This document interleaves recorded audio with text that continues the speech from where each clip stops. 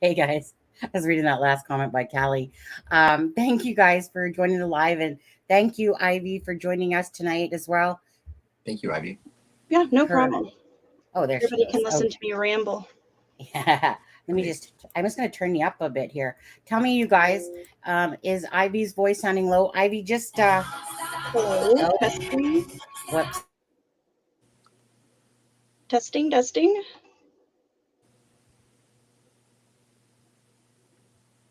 No, Sunny's muted. Was not. Just kidding. All right. All right. All right. So I was, okay. True crime story. That's our secret admirer. I'm pretty sure her name is Charmaine. Um, Aw. so Charmaine, my love. Whoops.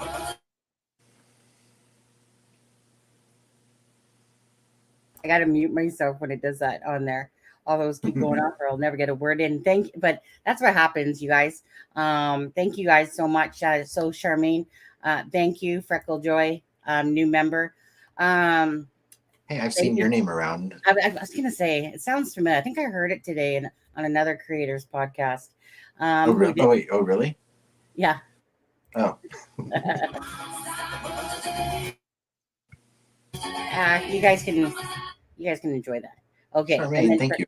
and then Charmaine goes to her other account. Um, so you guys, yeah, True Crime Podcast is Charmaine's daughter and Charmaine. So she had gifted from there, and then she switched it up and came back in here. So um, it's feeding into the Christmas for December. So thank you.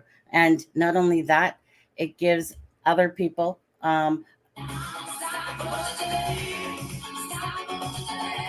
Hi, Travis. And I love the fact that gift membership. So it's one of my favorite things because it also gives somebody else something like to become that gives them a membership for a month, and they get to play with Right. the emoticons as well, and they don't have to deal with the slow mode either when they are a member. So Yeah, that's it's one of better the than best just giving things. like $5, and you get so much more from Oh, sorry. $5 or whatever that equivalent is. You know what I mean? Right. And What and it's something nice because you're helping a channel and you're also paying yeah, it forward. and you're paying And it for. and there are people that don't. There are people that probably would be members of channels, but for whatever reason, some people don't like to give their credit card information to Google. Some people Yeah. don't. Just don't. They just don't use online things like that. So it's always nice when someone gets gifted something like that Uh-huh. and helps the channel, which is nice.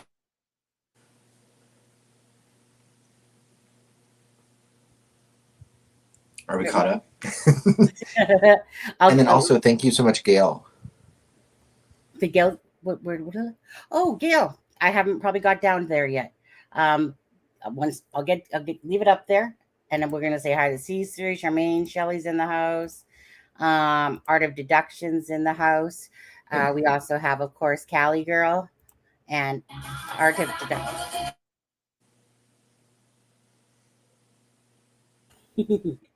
Art of Deductions in the house. Hello, hello.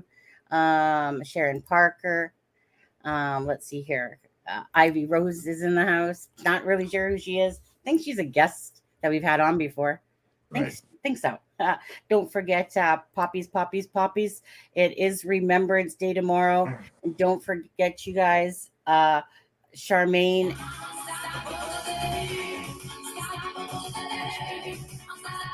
Yeah, she is unstoppable today, isn't she?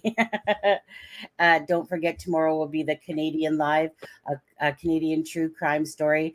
It's actually a very compelling one, especially once you listen to the audio of it. So if anyone's interested in, this side of the world, which you should be, right? Because we're interested in your side of the world, and ours is a lot smaller.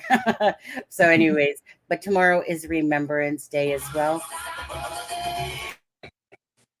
And if if you're in the U.S., happy Veterans Day to any of the veterans that are out there. Right. Because Ivy, was it not? Who was it that said that? Who was it? Was it Whodis that said that you guys didn't have a Remembrance Day? Yeah. And then I thought Veterans Day was in like September until I looked it up. Yeah. November. Yeah. And, I have to. All together. I do have to tell you a funny because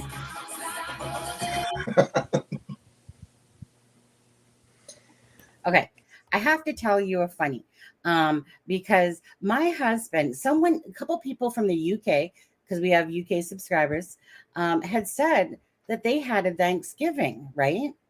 And so I'm like, well, my husband told me that they didn't have a Thanksgiving in the UK. So I went and looked it up, and sure as shit, they have a Thanksgiving in the UK. Did And he my just not husband, want to do Thanksgiving? pardon? Did he just not want to do Thanksgiving? No, He was like, I no. he literally said, news to me. I've said, he goes, and I said, so you mean you didn't see anything in your stores or anything that said Thanksgiving is around the no? He's like, honestly, there's like nothing. We never did anything. I didn't see anything. There's like nothing. And so I don't know how the UK celebrates their Thanksgiving, but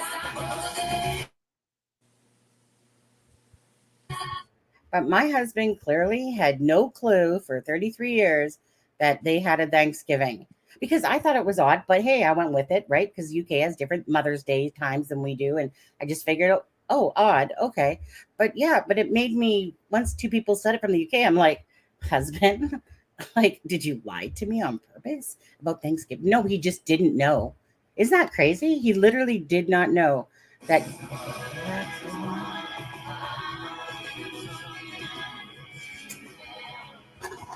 Gaylord Super Chat, $5. Thank you. That's where it comes up, Gail. Thank you very much, Gail. And I'm not a little drunk, but I do need you now. Thank you, Gail. Anyways, you guys, who is running in this?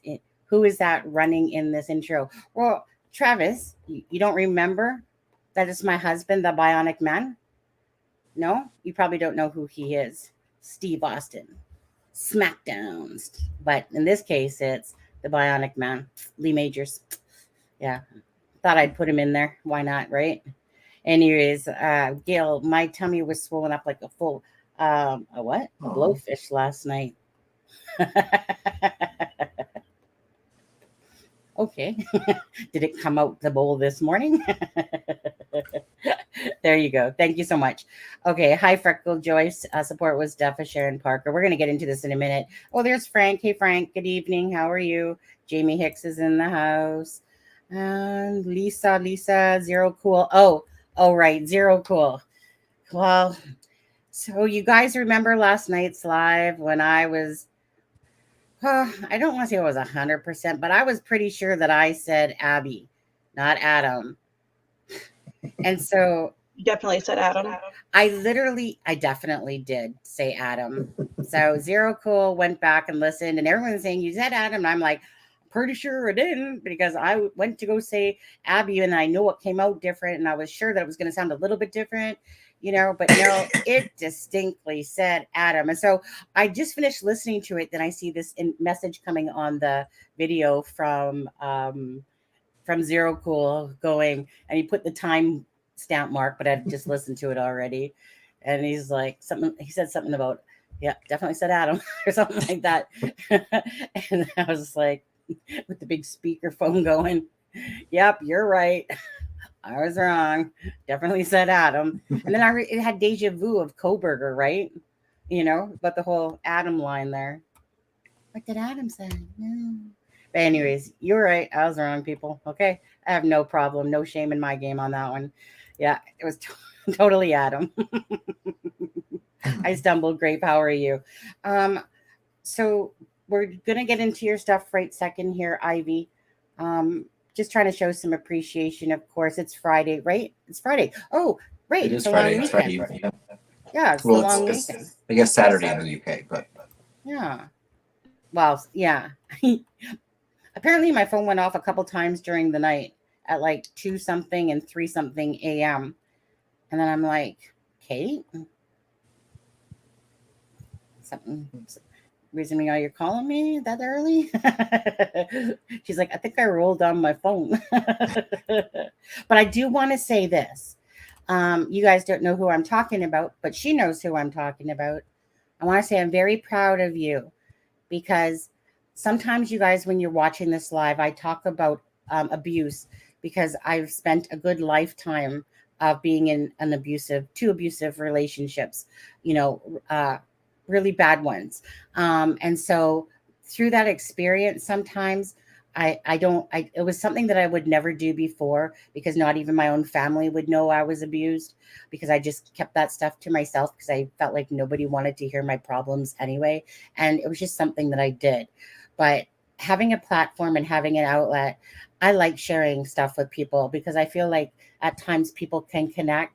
So I want to say I'm so proud of you for leaving the situation. She said that my words had impacted her to make her get out of a shitty situation that she was in. That's nice. So yeah, I want to say thank you for saying that, but especially thank you for loving yourself enough, you know, self-love, to know that you deserve better and everyone Right. deserves better.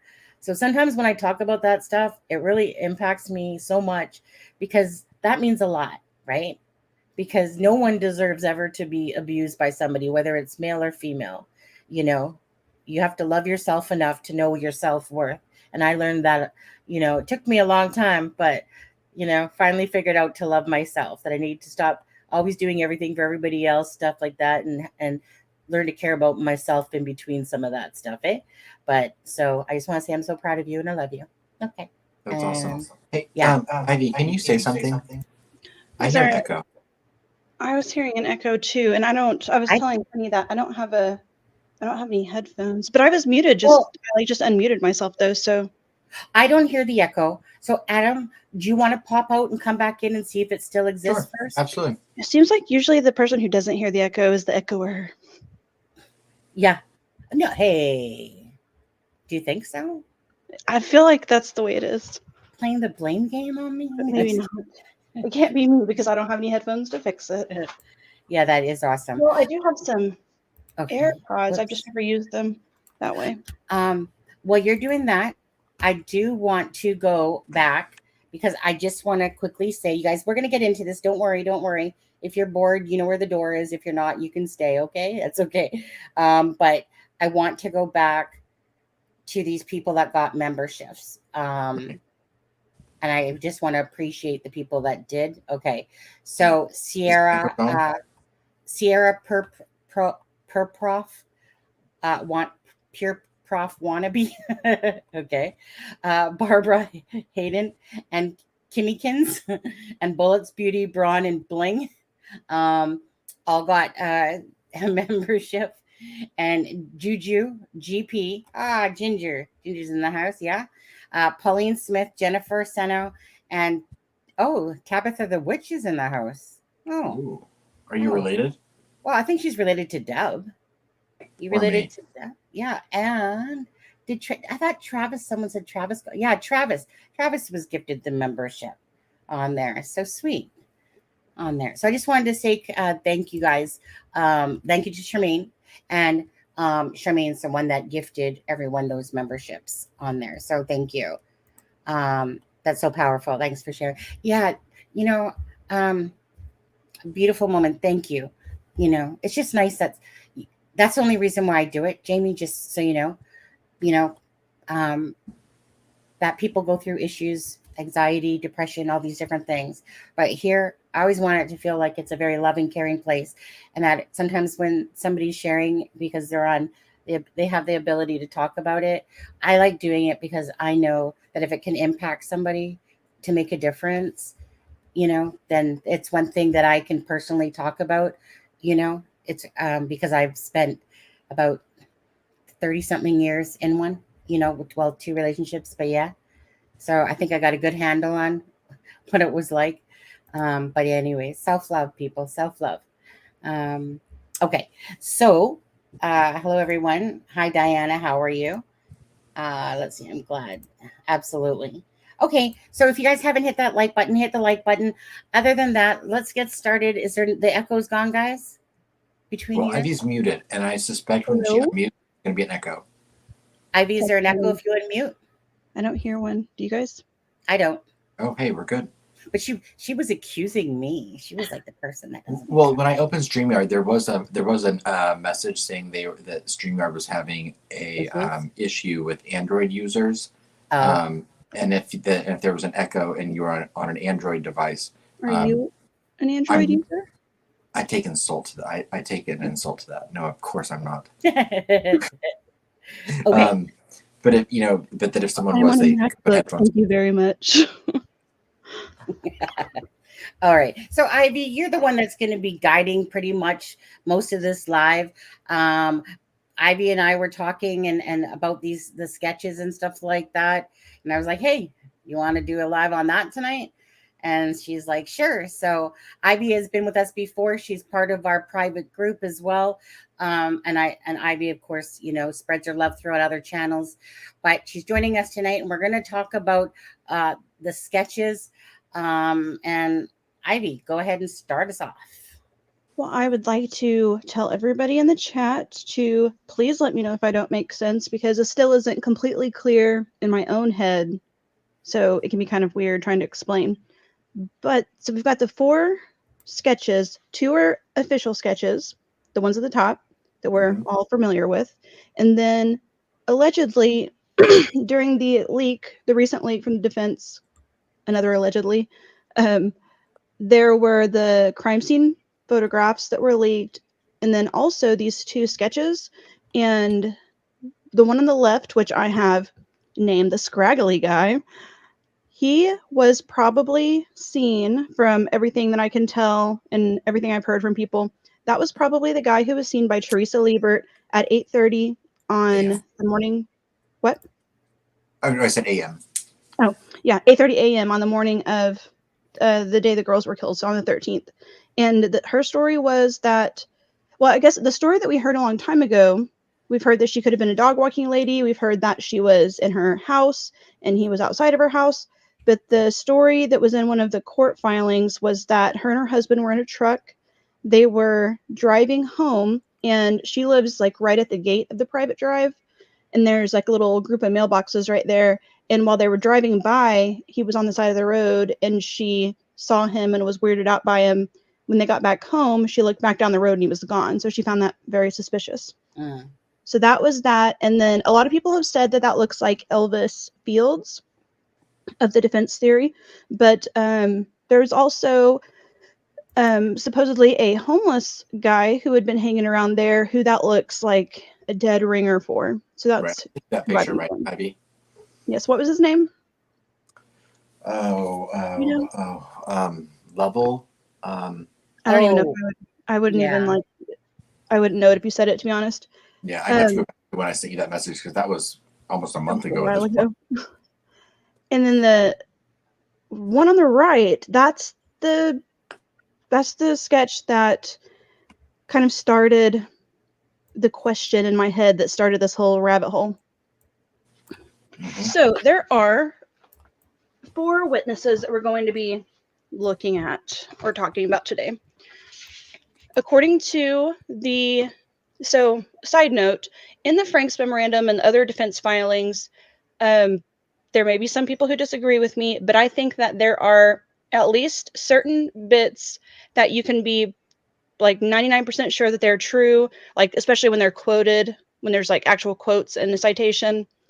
They may use those things to paint a picture that's not true, but like the actual little tidbits are true. Would you guys agree with me on that one? Sorry, Ivy. I'm not gonna lie. I'm gonna confess I was a squirrel. Chris, I was reading Chris Owen's message. That's so okay. Can you just say that one more time? That last yes. part. So in the Franks memo, even though the overall story is not true, there are little tidbits that we can assume are true, especially the ones that are like in quotes and have like a little citation. For example, like it says that Sarah Carbaugh was the witness who gave the description for the old BG sketch. Right. Okay. Like, that we can assume is true. According to me, at least. So Sarah Carbaugh, she was the quote unquote muddy bloody lady. There's Betsy Blair, who saw BG on the bridge. She actually passed Libby and Abby on her way out, and then she had seen the BG on the bridge from about 50 feet away. Then there's Teresa Liebert, who I talked about, and then the other person we're going to be talking about is Rayleigh Voorhees. She was one of the teen girls at the more towards the trailhead who saw him there.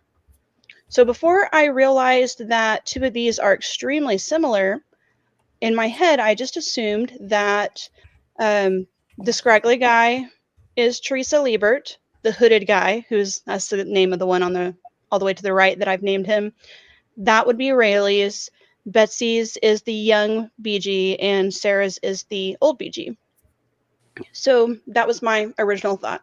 Then one of my friends said, "Oh well, the hooded guy and the young guy, like their eyes especially look very similar." So the more I looked at those two, the more I have come to the conclusion that at least just for the eyes and the nose, that the hooded guy is like the original sketch for that part of the young guy. The young guy is basically the hooded guy's eyes and nose just cleaned up and digitized. They're almost exactly the same, down to like the creases in the eyes. Mm-hmm. Yeah. So then I was like, well, if that's the case, and the hooded guy, Sunny said this well earlier, that it's like the young sketch, the young BG that we are familiar with, that is the hooded guy with his hood and his thing that covers his mouth off. But that throws a wrench in who did what sketch. And my question is, that I think we're going to discuss tonight, is how did they get to that? And like, what was it that led them to do that? And also the bridge guy, I always call like the old bridge guy, his hat, what led them to put that on too? Because there's also some evidence that, maybe not real evidence, but some screenshots and stuff from like Doug Rice, who was in contact with Rayleigh, who I originally thought had been part of that one. This said that there wasn't actually that type of hat. And actually, now that I'm saying that out loud, somewhere I have a screenshot in a I think it's a news article that said, where the police said that they added that to make his features stand out more. I don't know how that makes any sense. Right. I remember there was a Facebook post. Sorry, I remember there was a Facebook. You're talking about the old bridge guy picture, right? Yes. I remember there was I think Carroll County Sheriff's Office back in it was back in July of 2017 when they posted the original picture, or the old bridge guy sketch. I believe they said on the Facebook post from the Carroll County Sheriff's account that the hat may not be an accurate depiction. Yeah, I remember that too. I think it was this sketch depicts a hat that may not be accurate. I think that's what the quote was. And I have a theory. I don't really have that much to back this up, but back in the beginning, we all thought that Daniel Pearson was a witness, and even he thought he was a witness. And then later it turned out that the sketch he did and the person he saw was McCain, was flannel shirt guy. Right. So he was one of the people who said that the guy was wearing a hat similar to that. And I think McCain may wear a hat similar to that. So I was wondering if that's where that originally came from. It may have. So the question, do you happen to have I should have told you to put these up. I don't know if you'll have them. The pictures of just the eyes and nose part of those two. Can we compare those?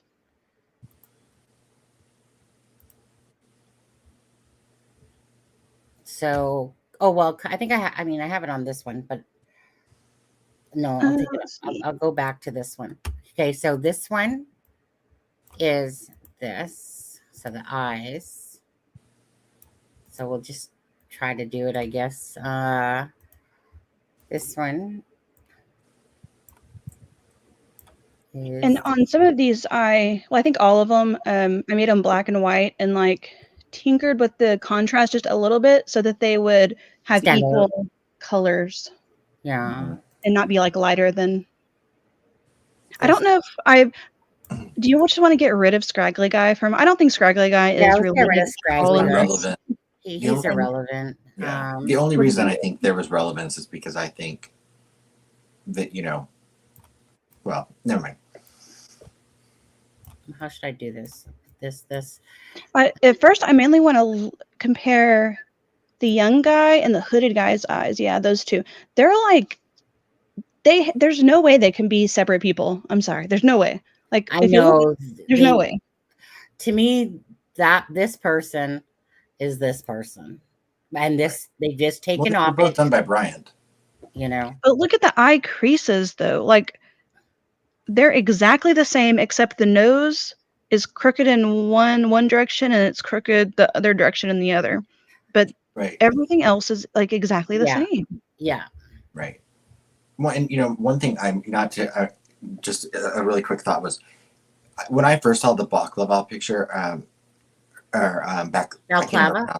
Yeah, baklava. Sorry, baklava is a Greek. Baklava's a dessert. It's That's a Greek. balaclava. Yeah. When I first saw that picture, I was like, why didn't they release that one?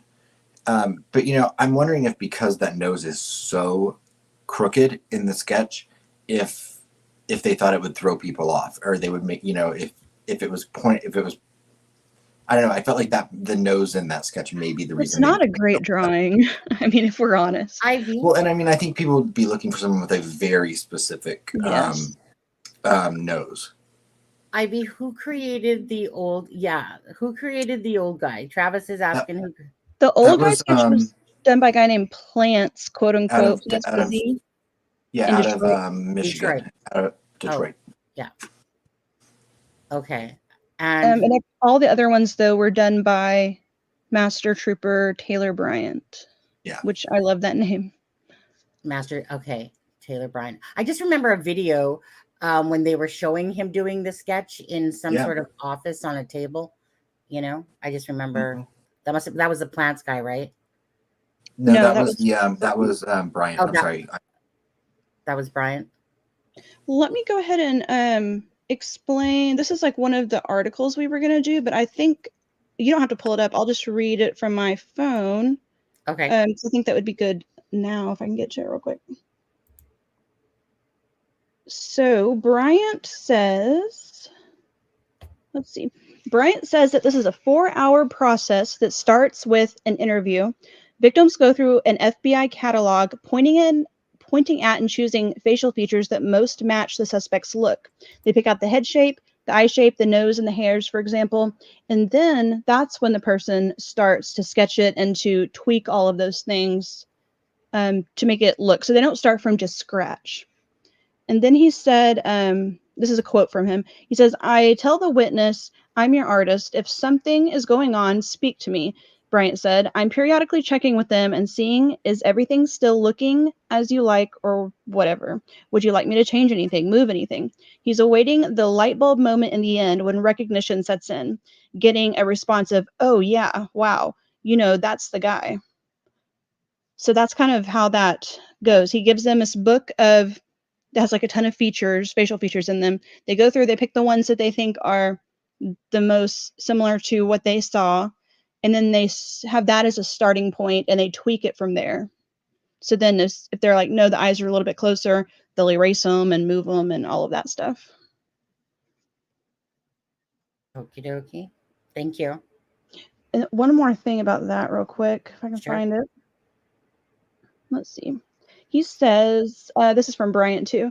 "The witness is the main focus. There's no input from law enforcement at all in generating the sketch, other than my preference as an artist." And then it also says, let's see. I'm not sure which one this was in, but I know it says somewhere in one of these articles that each of his sketches are from one witness. If there are several witnesses, there will be several sketches. They don't combine them, is what he said. Okay. How many sketches were made total?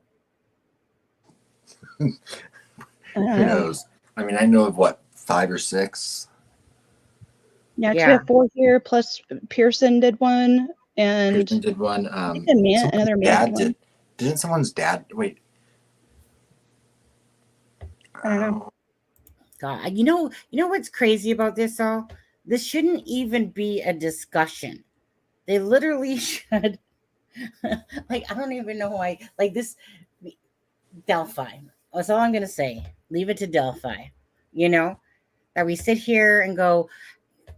They put out that the old guy, you know, even though this one was made first. Um, and they put out the old guy. And then they tell you that they're two different people from LE. And then they'd say, and then Doug Carter sits there and goes, well, I always knew that if you combine the two together, that you'd come up with, but you said that they were two different people. And so I mean, like, I just don't understand why they just haven't been clear. Like, why is this so hard, right? Yeah. It's such a mess. Anyways. One Yeah. thing I've heard from several different people, I say several, maybe 2 or 3, and I have zero evidence to back this up. This is all rumor. That one of the reasons that they didn't take the young guy sketch as seriously is because when the person, not when they were a witness, but when they came in to do the sketch, that they were high on weed. That's what Fig just said. The rumor is that Betsy, and I do want to say quickly, Fig is right. We don't have confirmation that the juvenile witness did the hooded sketch.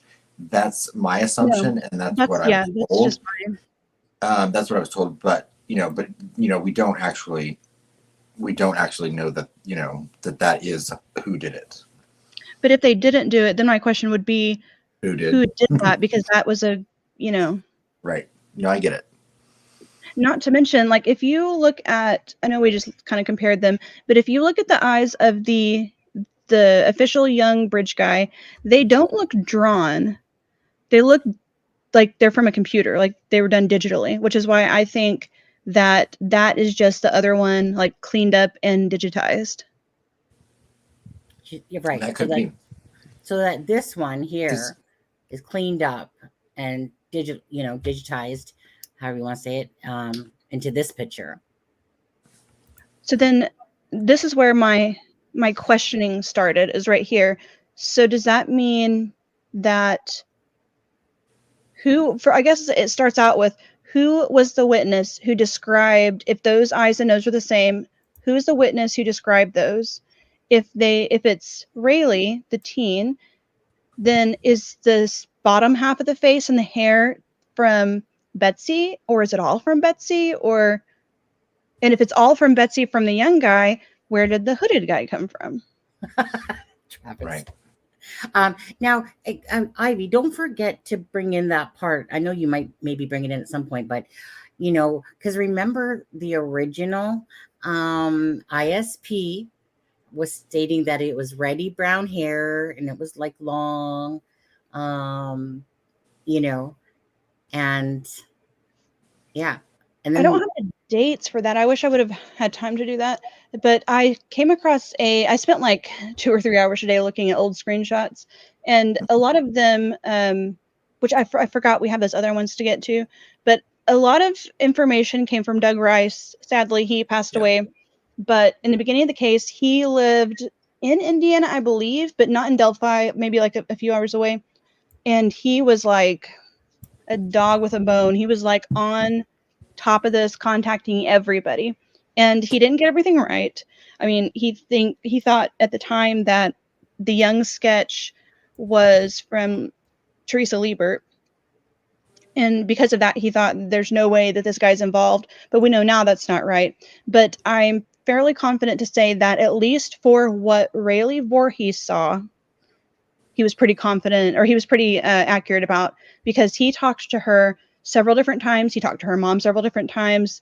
I know I've seen like text messages between them. He communicated with them a lot, and it was firsthand knowledge. It wasn't like through a friend or whatever. Absolutely. Yeah, it was firsthand. Ivy or Adam, whoever, can you please explain to people that haven't followed Delphi, like Travis, for instance, who Doug Rice is? I feel like I just did. Oh my gosh, I'm so sorry. I was too busy playing with the. Okay, did I end up? No, I was too busy playing with the Doug Rice things. That yeah. Was that a decent synopsis, Aspen? I'm sorry. No, I think you did. Yeah, he literally was. He's I think he owned a music store or something. Or I don't know. But he was so early in this case, and he was so invested in it. And he really did have great information. And it's sad that he's not around today, because I think he would now have a lot of the answers to questions he had at the time. But no, but yeah, he sadly did pass away. But he was very close. He got very close with the juvenile witness's mother, and so he got a lot of information about what those girls saw on the trail that day firsthand. And these little sketches down here, I know if we make them any bigger, they're just going to get blurry because we don't have a very clear ones of them. But those are the ones that he did, especially the one on the left with the white scarf. That's what, when Rayleigh told him, when she looked at the old guy sketch and she's like, that's not really what I saw. His mouth was covered. And then in one of the screenshots, it said that she saw like little tufts of the reddish brown hair coming out of like his hood, not on the top of his head, but on the sides of his head. That's where the reddish brown came from, according to them. And that's what he came up with. He basically took Bridge Guy and added that stuff and said, this is what she says she saw. And if we read this, which I guess it might explain a little bit of who he is. The one on the left says, I am the Douglas in the post above, which there was obviously a post above. I wanted to update one thing. The young lady that saw BG was not sure of the time that she saw him, had walked there from downtown, and when she left, she did not go home immediately, so she was shaky on the time. But some months later, her mom came up with a Snapchat pic that her daughter and this is cut off a little bit. I think it's daughter and I think there was two sisters that were there. And the timestamp was just before 1:30, and the witness confirmed that she ran into BG at the Freedom Bridge entrance shortly afterwards, likely no later than 1:35. And I will add that she was not alone. She was with 3 other girls. So there's your 4 teenage girls. Yeah. Well, all of whom paid little or no attention to this man as they walked, what does that say? Walk to him, I think. Walk to him. Past him. Walk past him. Walk past him. There we go. Yeah. Hold on. On my computer, it's small. Where am I at? As they walked past him. Our witness was the only one able to provide Ellie with details of consequence. Hope this helps. The time is very important, and as I recently shared on here in another thread, this is her description right here. I will not defend or argue with anyone about what she shared with me. All I can do is share it with you folks, and her credibility and her mom's is 100% with me. She also did tell me in no uncertain terms that the recent sketch was not what she saw that afternoon. He was a man in his 40s or 50s that was around her height, about 5'6", which also stuck out to me because, so that was when she said that's not what she saw. I'm pretty sure this was posted after the young Bridge Guy sketch came out. And I think that's what they were talking about. Okay. But the 5'6" really stood out to me because, we've talked about Richard Allen's height a lot. Yeah, 5.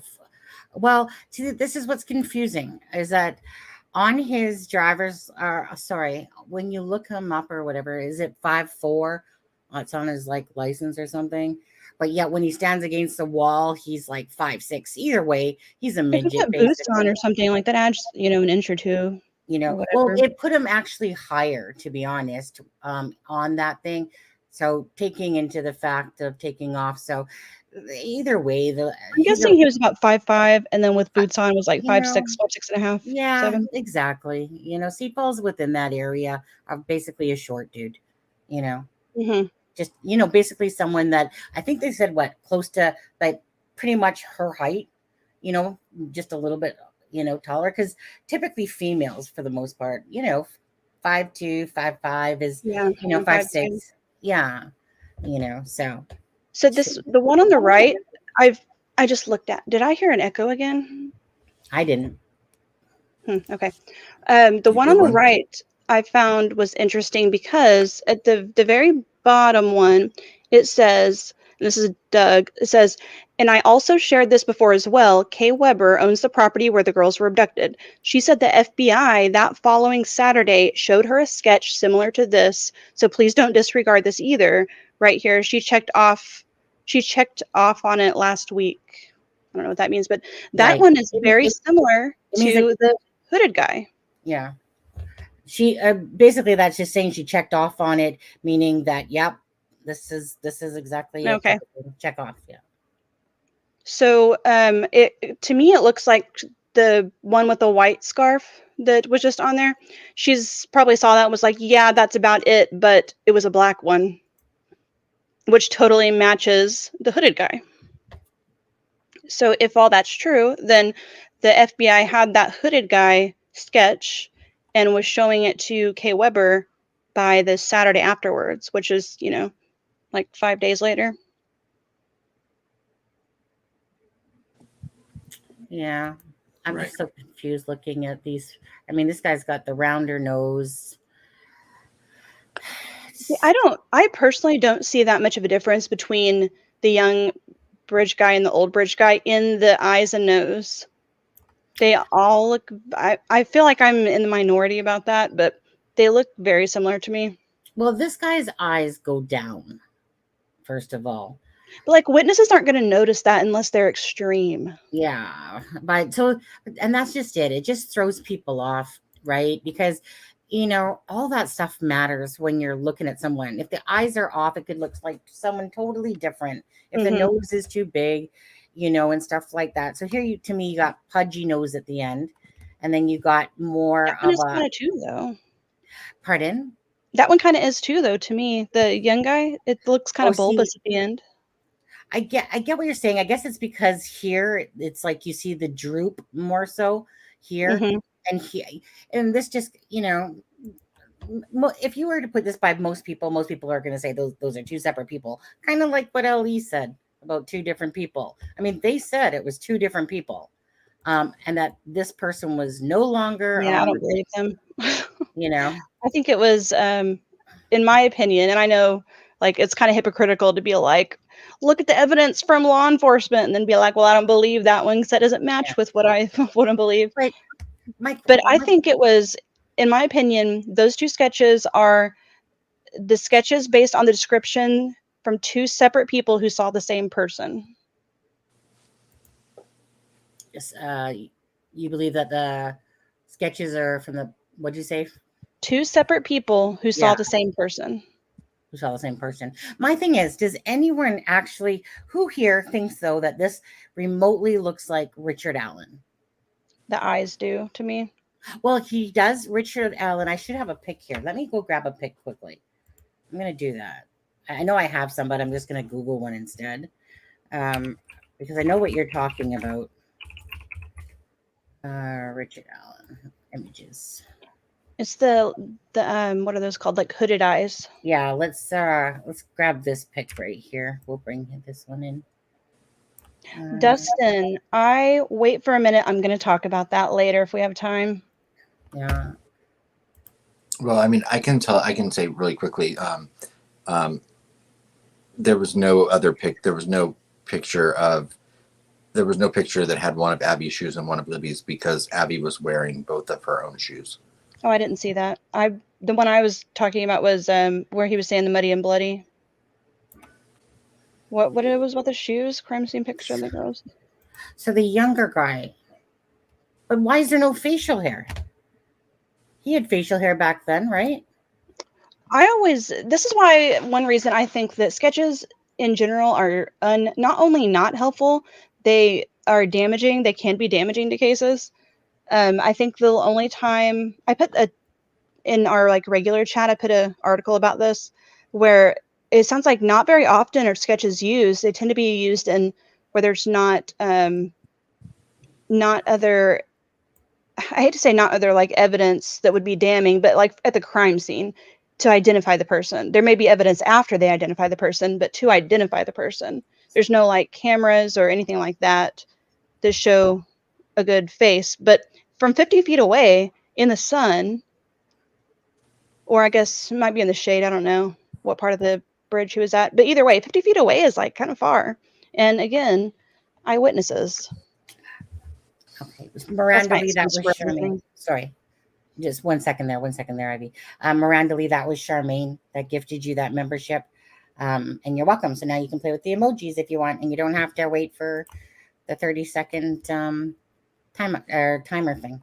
That's the one beauty of it. But as a creator, you have to use those, either 30 seconds and stuff like that, or else the chat just gets to be too much, and a lot more people's questions or things will get missed along the way. So from a creator point of view, you have to. Sorry, but the timers have to be put on for the most part, unless it's like totally dead. Then it doesn't matter. Sonny, compare him to the black face covering. It covers more of his face. What? What do you mean? What do you mean it covers more of his face? Oh, I see. This one goes down.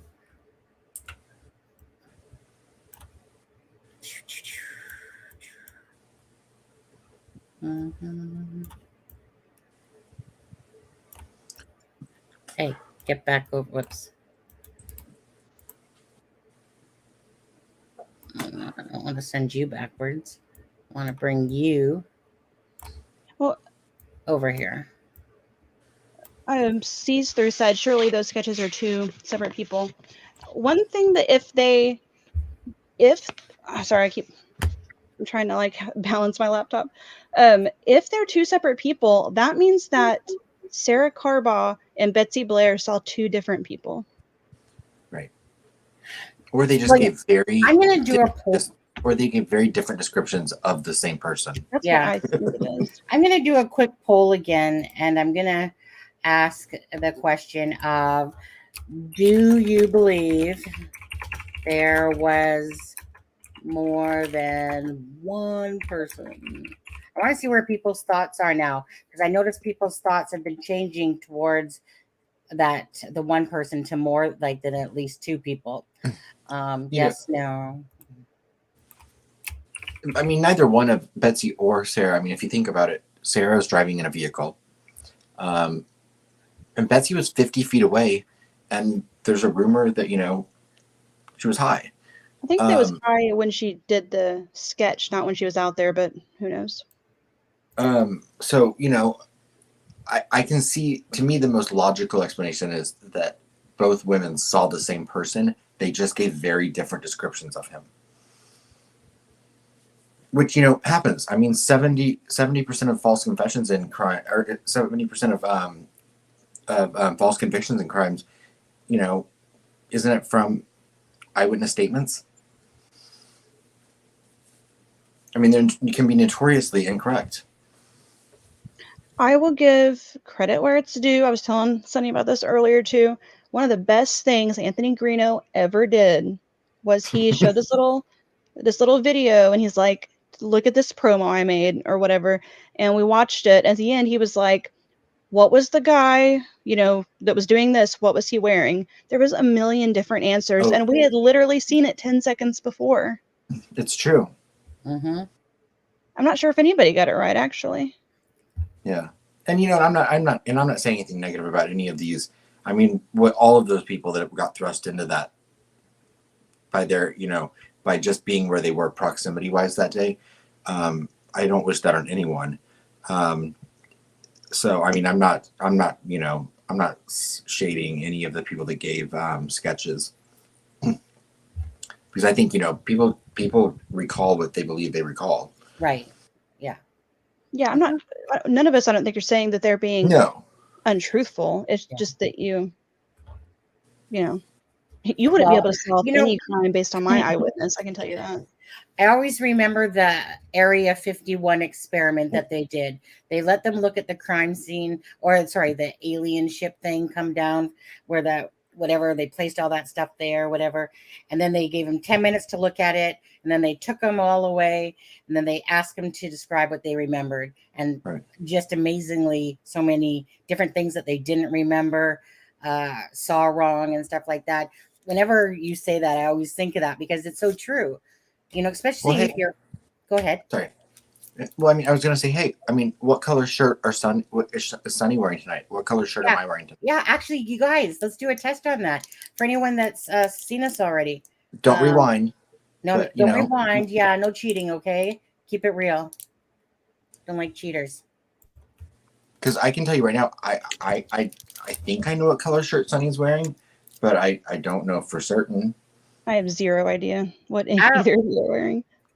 And I sat and talked to you for like 10 minutes before, with both of your cameras on, I think, before we went on.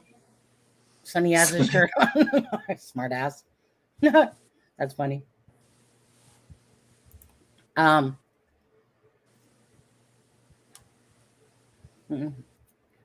Now wait, blue is for Aspen or blue is for Sunny?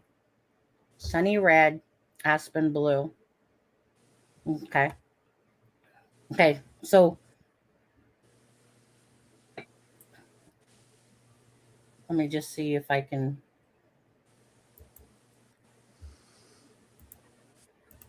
Ready? Ready to turn your camera on? I think it was black for Adam. I want to say. Okay. You ready to turn your camera on? Yeah. Purple.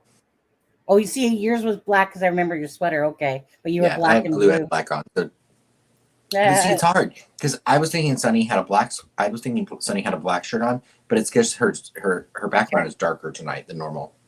Is it? Which is what I think happened with one of the teens who said that he had on all black. I think if you're looking at somebody, if you like glance at somebody's face, if they really weren't paying attention, or even if you look them like in the eye, your peripheral vision sees that dark blue, and then your brain just like that. That's a psychological phenomenon. Your brain fills in holes. It makes up things. That's just what it does when there's a hole there. I got a big hole.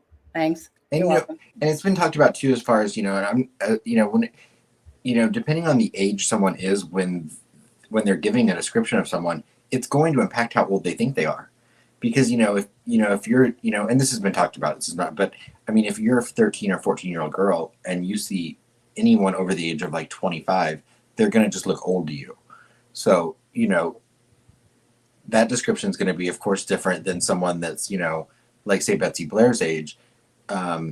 Who might think someone looks younger, who's probably closer to her age than she thinks they are. And so people talk about Betsy Blair saying he was I think either people are my age or babies or old. There's no in betweens. Yeah. Betsy Blair, if you read one of the footnotes, it's not just 20, it's 20s or 30s. Yeah. Yeah. So give me a refresher. Betsy Blair was about 50 feet away. Mm-hmm. Sarah was in the car. Driving. I think Sarah got, even though the defense tries to frame it as Betsy getting the better look, I would bet all day Sarah got a better look driving right like next to him. I agree. And remember, there's a reason they went with that first sketch. Whether you agree with it or not, there's a reason they chose that one, because we know the young guy sketch was actually done first. And there's a reason they didn't release that until 2019. I mean, I know that Betsy Blair, if you read the memorandum that was written by the ex-defense team, Betsy Blair, she met with was it Tony Liggett in March of 2019, and she even made statements about how that the first sketch released, which was Old Bridge Guy sketch, didn't look like what she saw, and that the hat was wrong. And I think she was a little frustrated that they hadn't arrested someone, and the person she described was not the person in that sketch. But there has to be a reason that law enforcement chose to go with Sarah Carborough's sketch over the Young Bridge Guy sketch first. I mean, I do think it's frustrating that there wasn't, like, I get what you're saying, but there wasn't even that option until months later. Like, that was the only sketch not the only, but probably the better sketch they had up until June. So what is that? Like 4 months? Or you mean July? Or no, well, it came out in July. She did the sketch in June, on like June 7th or something. And my guess is it's because they didn't think it matched with what they saw in the video. Yeah. Which to me, in some frames, it looks like he has facial hair. In other frames, he looks clean shaven. And speaking of that, I know a lot of people talk about the poofy curly hair. I've been saying this in chats for a while now. Somebody's probably seen me. there are certain frames where it looks like he has a damn beaver on his head, like a terrible toupee. And I know it's his hat. Like, I know it's his Well, his hood or it's his hat, but it that's what looks like hair. a lot of people think, that he has the dog ear hat on as well. So to me, it wouldn't be crazy for him to have a hat or head covering of some sort on, plus a hood, and from 50 feet away, that head covering looks like hair. Um,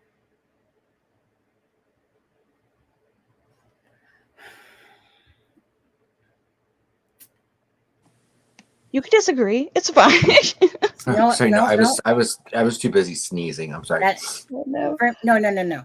For me, well, all what's going through my my head is how many times I've looked at those damn pictures, and there's not. I'll tell you right now, you guys, there's not one picture in all of those, whatever it is, 48. There's not one picture where you just can see everything, the face and everything. Like, there's not one picture. You either got the eyes that have gone like this in the video. Can I pause you? No. Yeah, you can. Fine. McCain never saw a bridge guy. I don't know where Dustin is getting that. McCain is not a witness. Who said that? I think that's what that's supposed to say. He says, right there. Sketch is the real killer because McCann is, I'm assuming that's supposed to be McCain, is the first person to actually talk and see the killer's face and talk to the killer. He did not see them. Right. He's not a witness. He was there after Well, the guy left. I just quickly Right. want to ask Just my like own. the David Riley rumors. I'm going to mute him. No. I want to ask one question myself. In chat, and just stick a 1 if you say yes. Do you guys think that the young bridge guy, even though it doesn't have the freaking contours and stuff like that, do you guys think that the young bridge guy looks like Richard Allen? I mean, I would never admit that to the other sketch, that's for sure. But to the young bridge guy, there's definite similarities there. Considering that they've arrested someone, say. Do you think so, Ivy? I think his face, if you, like, just his face, not his hair and stuff like that, that looks like him, I think. I mean, this is what's hard, right? Is because you have the defense trying to, explain away the fact of Richard Allen through the whole Odinism line, and some other guy did it, or some other people did it, whatever. It's really hard because you have a bullet that's between the girls, unspent shell casing.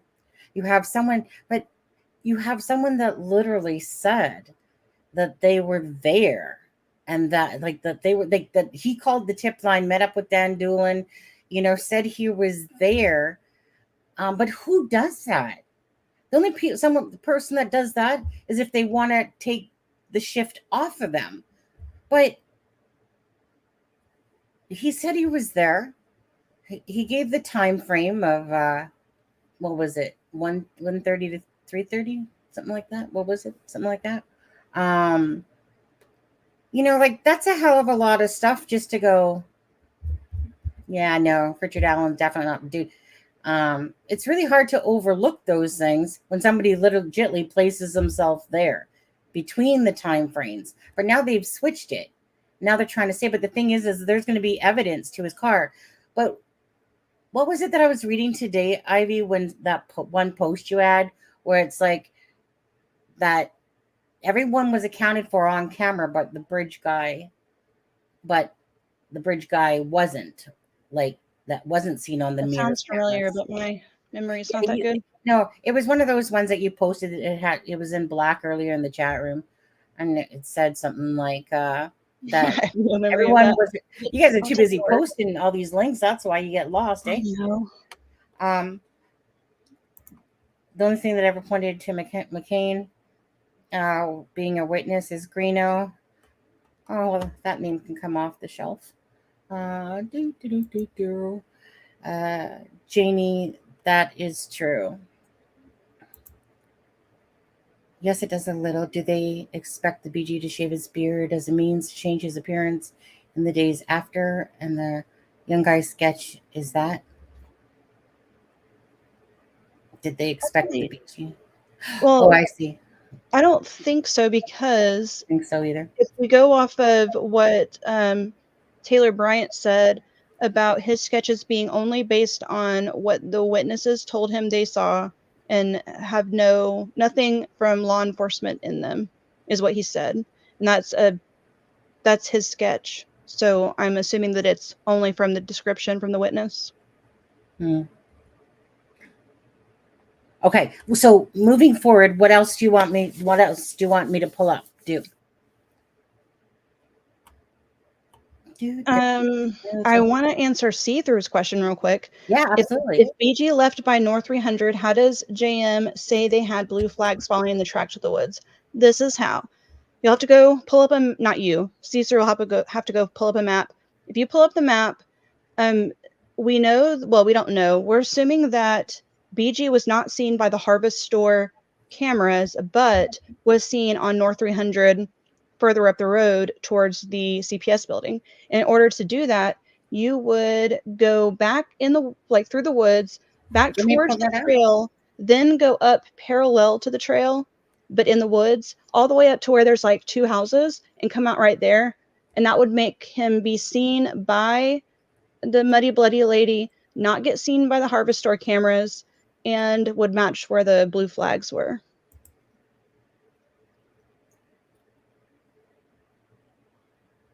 So that's my answer. Okay. Let's see. Just for a second, I'm gonna. Okay. No, you go do your thing. But I am just gonna pull this I up. guess, does anybody have any sketch related questions? Because I feel like Yeah.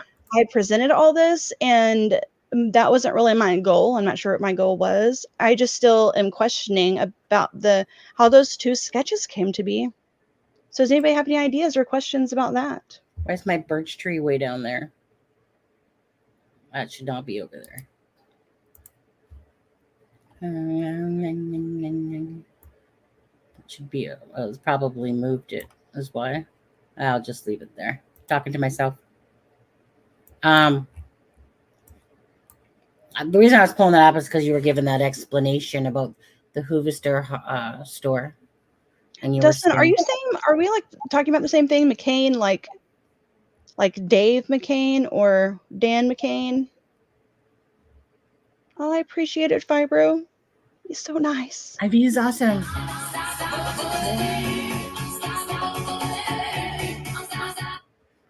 Yeah. Well, there's that. Like, did you want to go over your new sketch thing that, yeah, like your document there? Yeah, we can. Like, did you want to do that? Yes, let's do that. I forgot about that. I Yeah. talked a Well, little bit.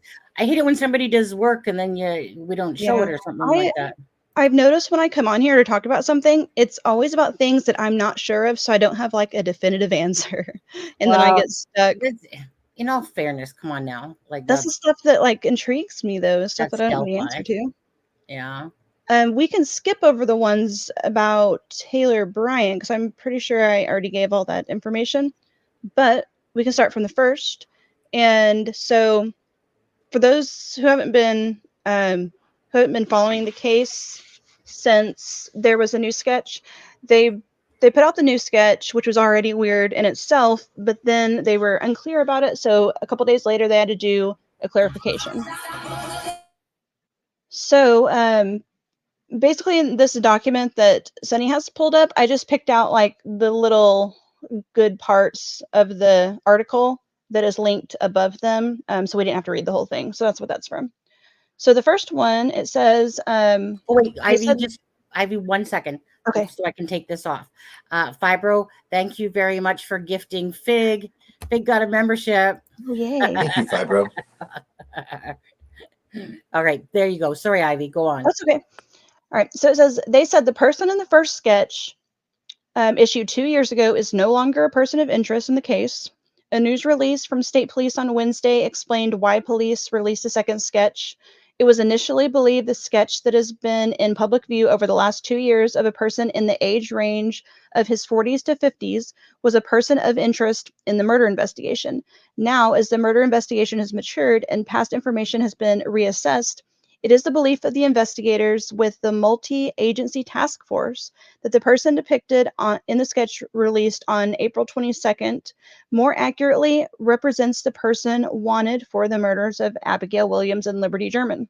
So if we stop there, even though they're kind of saying it's a different person, at the same time, they're kind of saying that it's like this better represents Bridge Guy, which, I mean, that's basically how the whole case has been. It's like this and it's like this at the same time. It's always contradicting. So the rest of that says the police made these points, and they actually did them in bullet points when it came out. They said they are not the same person. The person depicted in the originally released sketch is not presently a person of interest in the investigation. The sketch released Monday is representative of the face of the person captured in the video on Liberty German's cell phone as he was walking on the high bridge, a place where the girls were hiking. The person in the sketch released Monday is described as having a youthful appearance, but could fall in the age range from his 20s to 30s, or 20s to late 30s. This person's appearance could look different today if he has grown a mustache, beard, or let his hair grow longer, or cut his hair shorter than depicted in the sketch. And I believe somewhere they said he may look younger than his age. I think Doug Carter said that. Okay. Was that about this one and not the first one? Yes. Well, I can't remember now. I think Fig actually mentioned it earlier in the chat.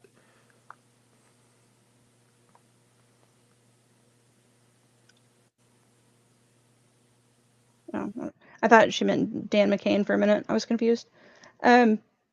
So, more clarification. ISP found themselves issuing another clarification 2 days later.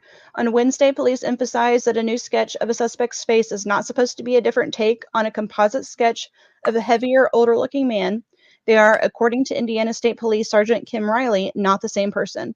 Riley also said Wednesday that the original sketch released in the summer of 2017, showing a man with a goatee and a driving cap, is not presently a person of interest in this investigation. According to the ISP release, the new sketch of a clean-shaven man is representative of the face of the person captured in the video on Liberty German's cell phone as he was walking on the high bridge. So this next part is about Carter and what he said about the new sketch, because here's where it's so frustrating. Depending on who you ask in the investigation, you get different answers. So Carter says, in a news briefing on April 22nd, which is the day the new sketch came out, ISP released new evidence in their investigation, including a sketch of a man they say is now the main suspect in Libby and Abby's murders. The man in the first sketch was released in July 2017, is no longer considered a suspect. And then this is a quote from Carter.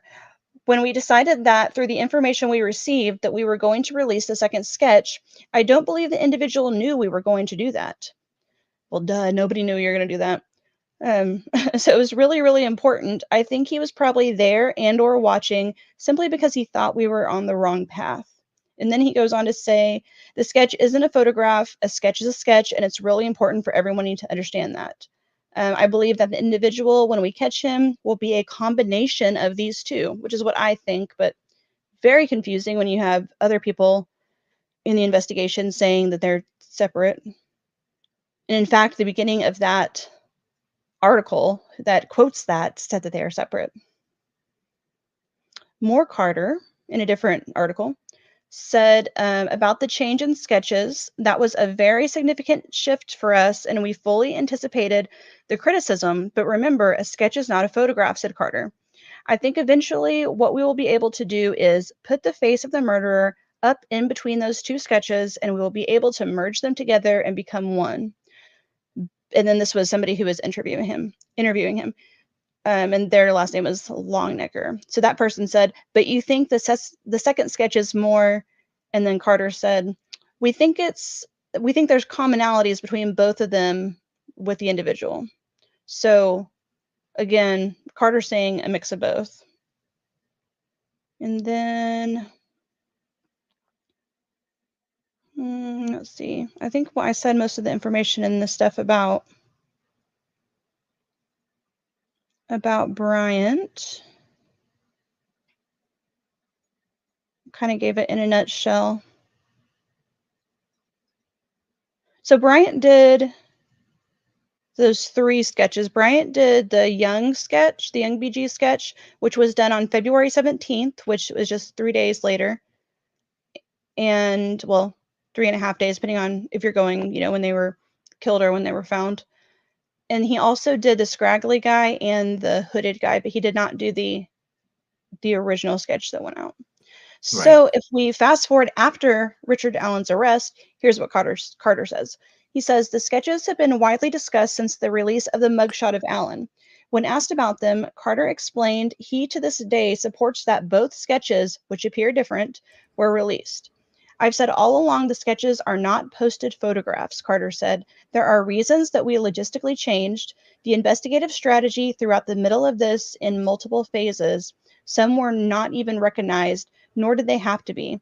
But those detectives are going to base what they're going to do based upon, I don't know, that's written weird, based upon what they know. And what they know comes from the people that live in the community and around the world, literally around the world. So I think that was the absolute right decision at the time to do what they did. I've always said that these 2 sketches are simply sketches. They're not photographs. It's all pieces of the investigative puzzle. And when we're all done with this, we're going to be able to meld the 2 of them together, and we're going to find that individual. And that's what happened. Okay. Boom, boom, boom, boom, boom. Sorry about the middle of that. I don't know what is going on with that That's wording okay. there. Oh no. All good. All good. Stop screen. I'll present it again. Share screen. We'll go to Delphi. So if we go back to the chat, does anybody have any thoughts? Or Yeah, there's lots of thoughts going on there. There's Mhm. definitely lots of thoughts going on there. any good ones? CJK says, Shane, there were supposed to be other girls there meeting. Wait, Libby, but they didn't meet up with that group and left before Libby and Abby got there, from what I remember a few years back. True, I don't know. Let's see. It is what, yeah, Abby was seemingly in all the video, and she had been cropped out, hence the quality. Is what? What does that mean? I don't believe that at all, to be honest with you, about the quality. Quality is pretty much shit regardless. But it's Shane is saying that someone Abby's else really was there or saying, not there. someone else was saying before that, I believe that that the BG video is different videos cropped together or something. I can't find it back, but here it is. The BG video is 2 videos pieced in as one. If you look frame by frame, you can see 2 different faces and even the mask on his face. That's not not what I. accurate.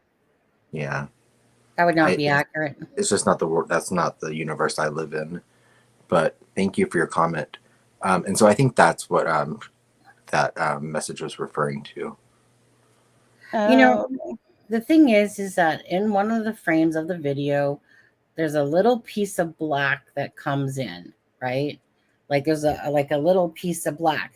Now, whether that's because they've already said that they've edited the video, but people have always claimed that that's Abby's arm or something like that. I personally don't believe that for one sec, to be honest with you, at all. I think in editing, and I think that they said on the ISP that it's edited, right? ISP. I'm pretty sure that they have that as edited. I'm just going The to audio. I think you might be thinking of the audio. Sonny. Maybe it's the audio. The audio file was labeled edited. The additional investigators Excuse me. I'm just looking at it. Audio downloads. Hey, well, I think I'm going to be on the the opposite side of that and say that I think it was her arm, because I have a vivid memory of seeing a version of that where it's not black and it's like that beigey color. I may be making that up, but Okay, I know, and you guys will like, you know, see a flash of it here. Let's just for the sake of it, let's go any bigger. I mean, Let's it's just black now. That was like in the beginning. You know, it's funny. I haven't watched it. It's probably been right the longest there. time See, since I've watched this. right there is where it goes black on that video. Right here. See, whatever you want to call that beige. No, It's I'm not talking about in this one. I'm talking about like in Oh. his different version, like in the beginning. Well, this is from ISP's website. I know, but I'm talking about like in the very beginning. Very beginning. Like like if that was true, which who knows with my memory sometimes. But if that was true, then that would mean that they later blacked it out and then put that video out. But if that was true, you would expect to be able to find that somewhere. So I think that gray or black kind of bar looking thing has always been there. But okay, I could be misremembering. Oh, Shane says you're right. They changed it. I won't argue. Shane says early video in 2017 has no black. You're right. They changed it. And that very much could be Was true. it just blurred? Almost knocked me out of my memory. Don't ever let anyone do that unless it's wrong. I mean, you guys, in all fairness, I mean, I think we've throughout the years, and especially people that have done it from the beginning, like Delphi has been dissected from every piece. No. No, of course not. Now, some people have taken it to a whole different planet along the way. But for the most part, everything has been, every person, every piece of Delphi has been dissected, and sometimes it gets a whole spiral twist to it. Like, right. I think, you know what, probably the funniest thing that, I don't even want to call it the funniest because we're talking about obviously Abby and Libby, but in this case, but with that being said, probably the most memorable thing that I remember, the most stupidity came out of somebody's or comment, was that they literally like placed the BG or whatever on, remember Adam, that comment where it was like that they took off his head? The whole video was just made up, was a deep fake. But there are people, because there are people that want, I mean, that's just nonsense. We all know that. Yeah. Like, what would be the point? That's like I said. If you believe that Abby was photoshopped into that picture, or that BG was photoshopped into that video, like I said, we live in different universes, and Godspeed. Yeah, it hasn't done. No offense to those channels that really want to make, like, I don't know honestly how many times their like head bounced on the floor when they were born, to be honest, when literally Sonny, Becky moved a book. True. That's always my favorite conspiracy. Sorry, I always reference that. When people are like, but in that one video, Becky moved that book, and that was to let us all know. Like what? I don't understand how people come up with these ideas, honestly, that this is a deep fake video, or that Abby's, and that is crap, okay? That is absolute crap, that Abby was photoshopped, put back on the bridge and stuff like that. And I know where that's coming from, trust me.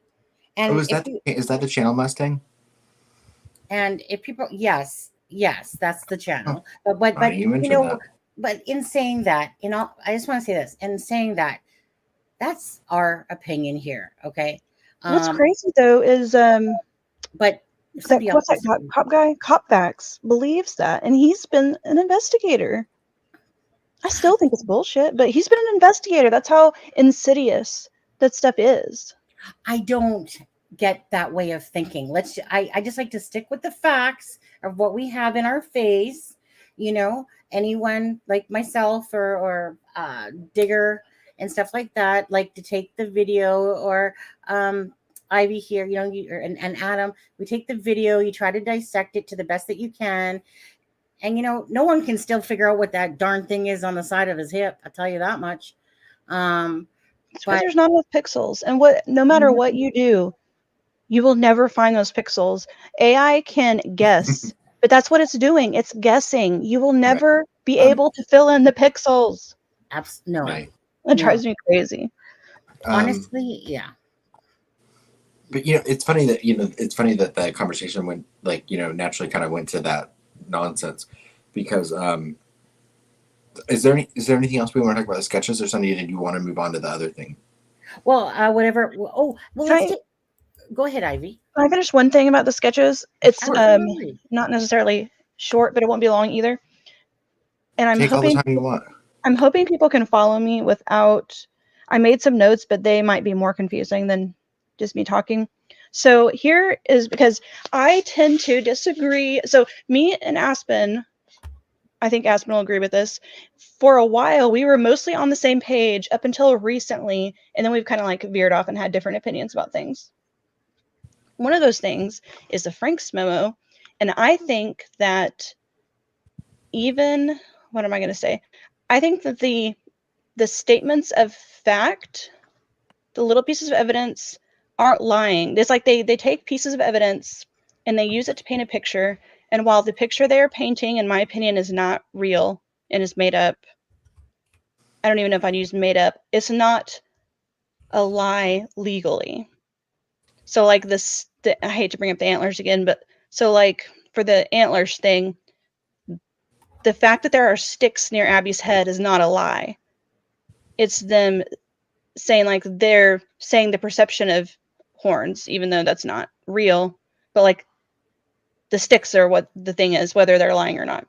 So with that in mind, I was going back through looking at the witness descriptions in the Franks memo about what they say they're lying about. And I've read through it a few times and I get like new things that pop out every time I read it. But this time it was the fact that, let me see. So Betsy met with Master Trooper Taylor Bryant for her sketch on February 17th of 2017. Yeah. Then she met again with them in March of 2019, and that's how the second sketch came up. Okay. So when they say, what did they say about her? That she said, I forget what they say that they say Betsy lied about. Is that in the memo? Or not Betsy. I forget what they say Liggett and them lied about Betsy about. Are you talking about the memo? Do you want me to pull up the memo? I don't know if it'd be helpful because it's so damn long. Well, yeah, unless you remember. It was pages 106 and 107, if my memory serves me I'm right. blanking on what they. And oh, here it is. Okay, so and the date that she met authorities again, I believe was March 7th, 2019. Yes. So part of it on like page 105 through 106, it says Betsy Blair's first description of the man she saw on the bridge was memorialized in sketch number 2, illustrated blah blah blah. And then I think somewhere they say that they're misrepresenting, but they're only talking about the first time. There's still the second time she met with him in March. And my point on that is better illustrated with Sarah Carbaugh, because they really go in on that and say they're lying. She never said there was a blue jacket or a blue coat, and she never said there was bloody. But if you look closely at the wording, so for Carbaugh, she interviewed with Liggett June 7th of 2017, and then she met with a sketch artist on June 19th. If you look at the wording, every time they say that Liggett lied, they say Carbaugh never told Liggett there was a brown or a blue jacket. Carbaugh never told Liggett it was bloody. They're only talking about the interview with Liggett, which technically isn't lying. But what they're not talking about is the conversation she had with a sketch artist. Right. Which it very well could have been in there. So the biggest, the biggest point that I have been trying to make for a while is that you can have two, in like legal stuff, when it comes to the defense and the prosecution, you can have two contradictory statements that are both true at the same time. And it doesn't, without the context of everything, it's hard to know what's real I mean, in this situation, like to me, it's pretty obvious that the Odinist thing is dumb and not true. But I guess my point is that don't just assume that that's the case because that says it, even though they have citations. Just because she didn't say it with Liggett the interview doesn't mean it wasn't said another time.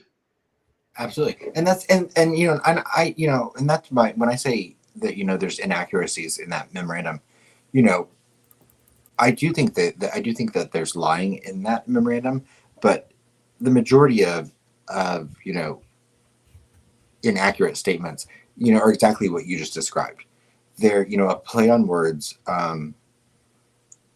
that aren't, I guess, outright lies, but they're taking one portion of something and applying it as a fact, but not giving the entire context of it and not explaining, not giving the, it's almost like when you take a quote out of context and you're like, oh, well, they said that. And they're like, yeah, they may have said that, but it didn't relate to what you're talking about. It didn't mean what you're talking about. And I'm not going to say the Delphi prosecution specifically, but I'm sure that prosecution teams and investigators do it all the time too. Of course. I mean, yeah, I'm sure they do.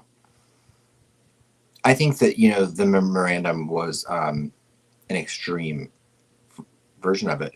And I think, I want to plug this, but Tom Webster has, I think, a deep dive coming out.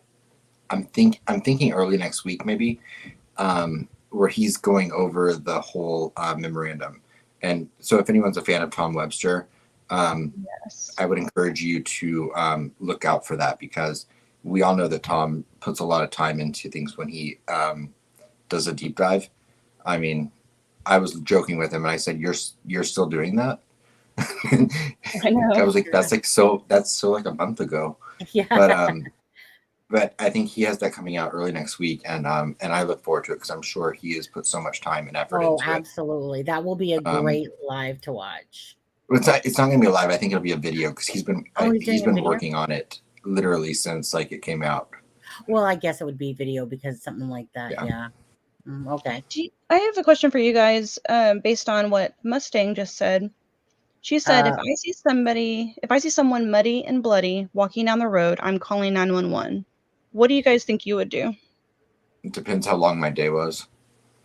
Same, and it depends on how muddy and bloody they like. How much? If I saw someone muddy and bloody walking down the road, well, first of all, I thought she said she didn't say it was bloody. That it was only muddy. Wait, what'd you say? First of all, I thought that she said that she didn't say bloody, that she only said muddy. Hey. No, well, unless I missed something, the defense says that she didn't say bloody. Well, that's what defense says. Yeah, the defense says she never said bloody in the statement. And the defense said she never said bloody in the interview with Liggett. Yeah, right. Is what it The says. defense, Yeah. right. And right, so, right. without having seen the interview with Liggett, I don't think any of us knows. Well, she could have said it with the sketch artist. Honestly, Right. if I saw someone muddy and bloody, I think that they were probably a freaking hunter, to be honest with you. I don't know. It would depend on how I saw it. I mean, I live in the city, so I'd be like, okay, whatever, I'm tired. I was reading this comment, and I was like, oh, Sarah Carborough posted on Facebook a few days after the murders that she saw a man walking who was muddy and looked like he just got into a fight. Anyone remember that? Have a screenshot? ? And I was like, oh my goodness. I was like, I've heard of that. I want to know that too. And then I saw that it was Fig that posted it. So I was like, damn it. Okay. Let's see here. Is Ivy?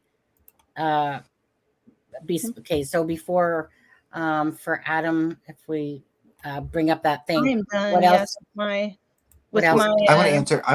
actually want to answer a question really quick. Ivy, you asked me a question last night, and I saw it in the chat, but I didn't get a chance to answer it. And you asked me, I'm going to paraphrase, but it was something along the lines of, if I have a source that you think might be from the prosecution, does that not mean that they're leaking stuff as well? Maybe Is not that what you asked? Yeah, maybe not your specific source, but wouldn't that mean that information from the prosecution is being leaked? Well, and so, I mean, I can answer you 100%. Anything that I have ever said or no. I do not have any source from the prosecution. The only time I've ever actually even spoken to anyone from the prosecution is after I received the crime scene photos, and that was only because I reported that I had received them, and I exchanged a few emails, just stating, like the circumstances of how I received them, what my knowledge about the leak was, and that was the extent of it. So I've never, Even if your source isn't, wouldn't it mean if the information you're getting from your source that is not from the prosecution, it has been accurate, you've been a great like a tidbit of information every once in a while, that means that there's a leak in the prosecution though, even if it's not your source. No. I mean, Who else would that get out then? Who else would know what the prosecution's going to do without them leaking? I don't think I've ever made a statement about what the prosecution was going to do. What? Wait, say that. Start all over. I don't think I've ever made a statement about what I thought the prosecution was going to do, outside of maybe speculating on what I thought they would do. I mean, what was the original start of that conversation? What did Adam say? It was from a comment I made last night about when you guys were talking about, I assume, the defense. I can't even remember last night very well. I'm sorry. No, yeah. So I mean, anything. I mean, I've said, like, when I did a video about like what I thought was going to happen with the defense attorneys, that was just from reading the rules in Indiana. No, I'm talking about things like the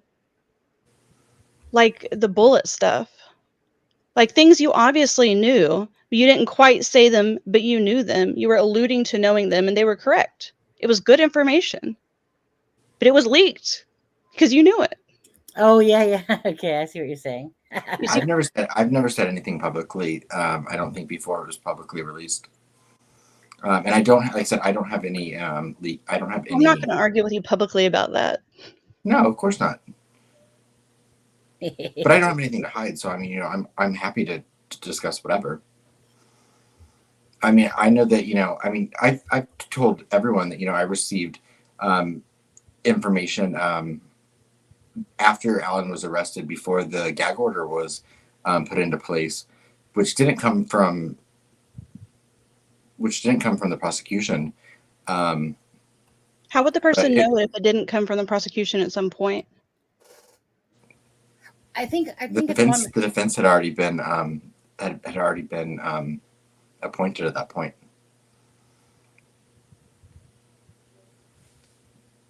I'm gonna have to think about that and go back.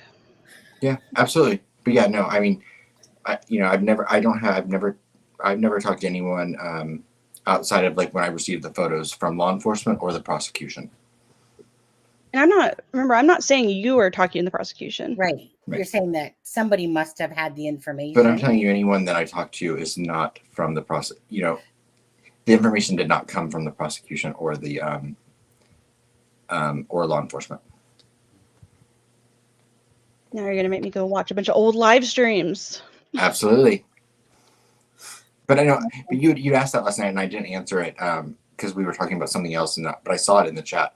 And I was walking my dog at the same time, so I was like behind a couple of minutes, I think. Well, no, I didn't want you to think that I was like, not answering that on purpose, but I wanted to address it because that's a fair question. I mean, if information's being disseminated by someone, it should, if it's not coming from the defense, then arguably it's coming from law enforcement or the prosecution. I'm just saying that none of the information I've ever had, to my knowledge, came from the prosecution or law enforcement. Right. Okay. I get what you're saying. But regardless, I think at the end of the day, I think bottom line is that I don't think both sides. I think both sides are not. I think they're sneaky leakies on what they do. Like sneaky leakies.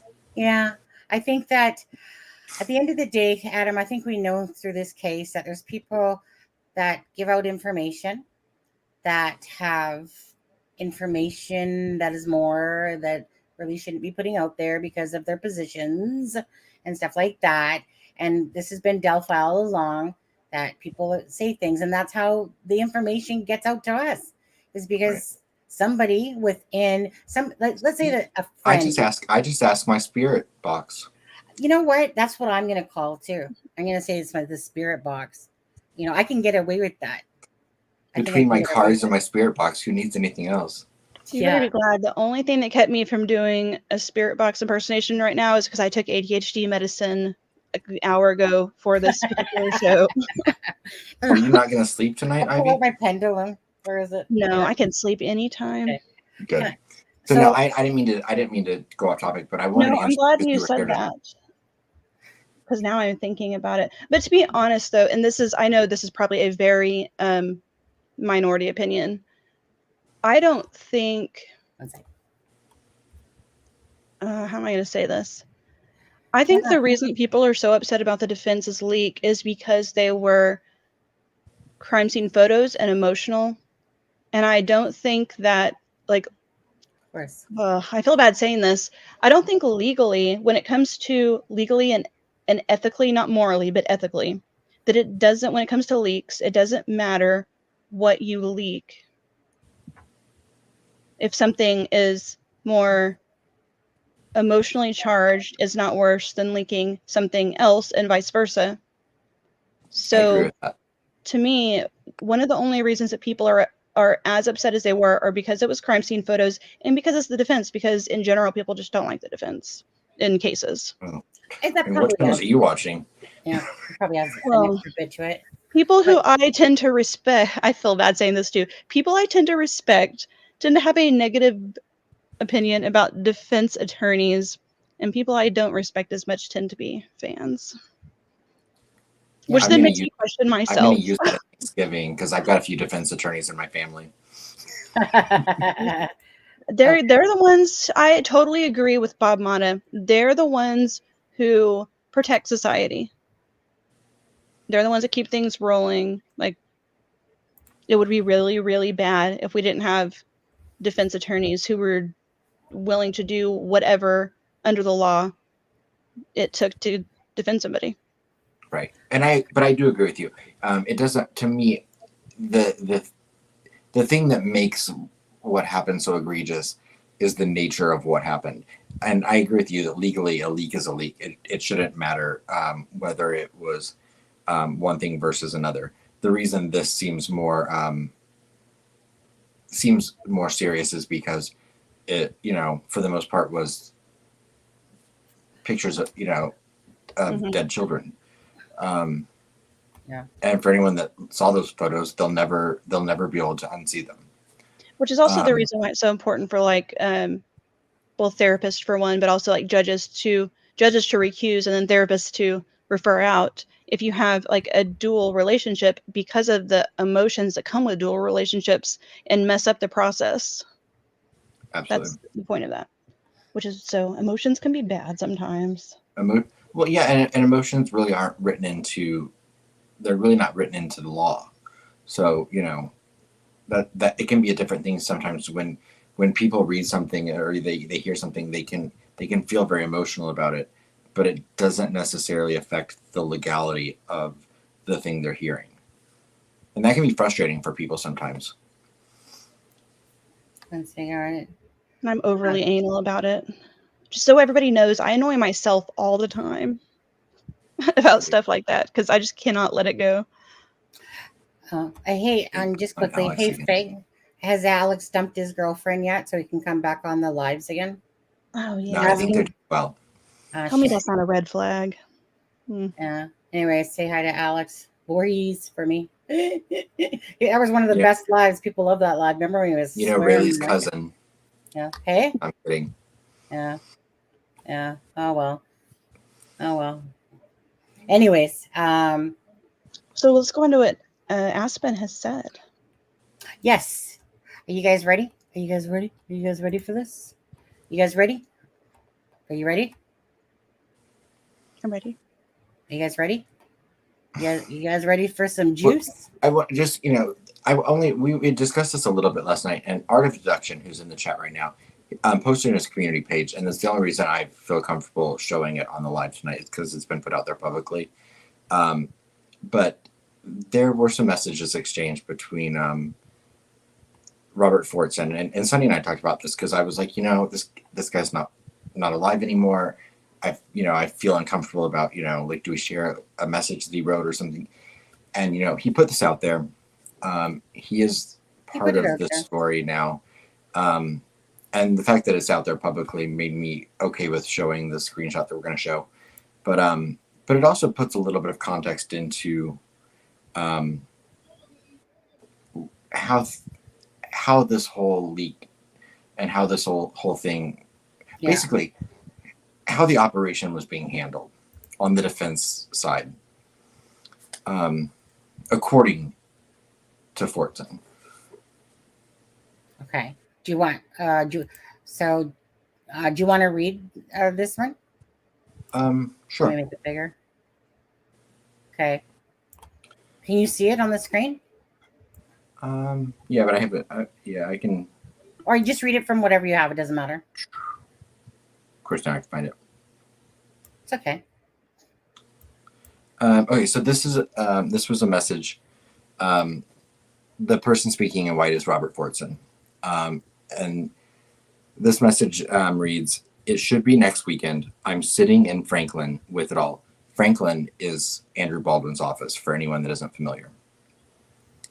"They want me to punch holes in all their stuff and look at stuff to see if anything stands out to me that they are missing a connection on."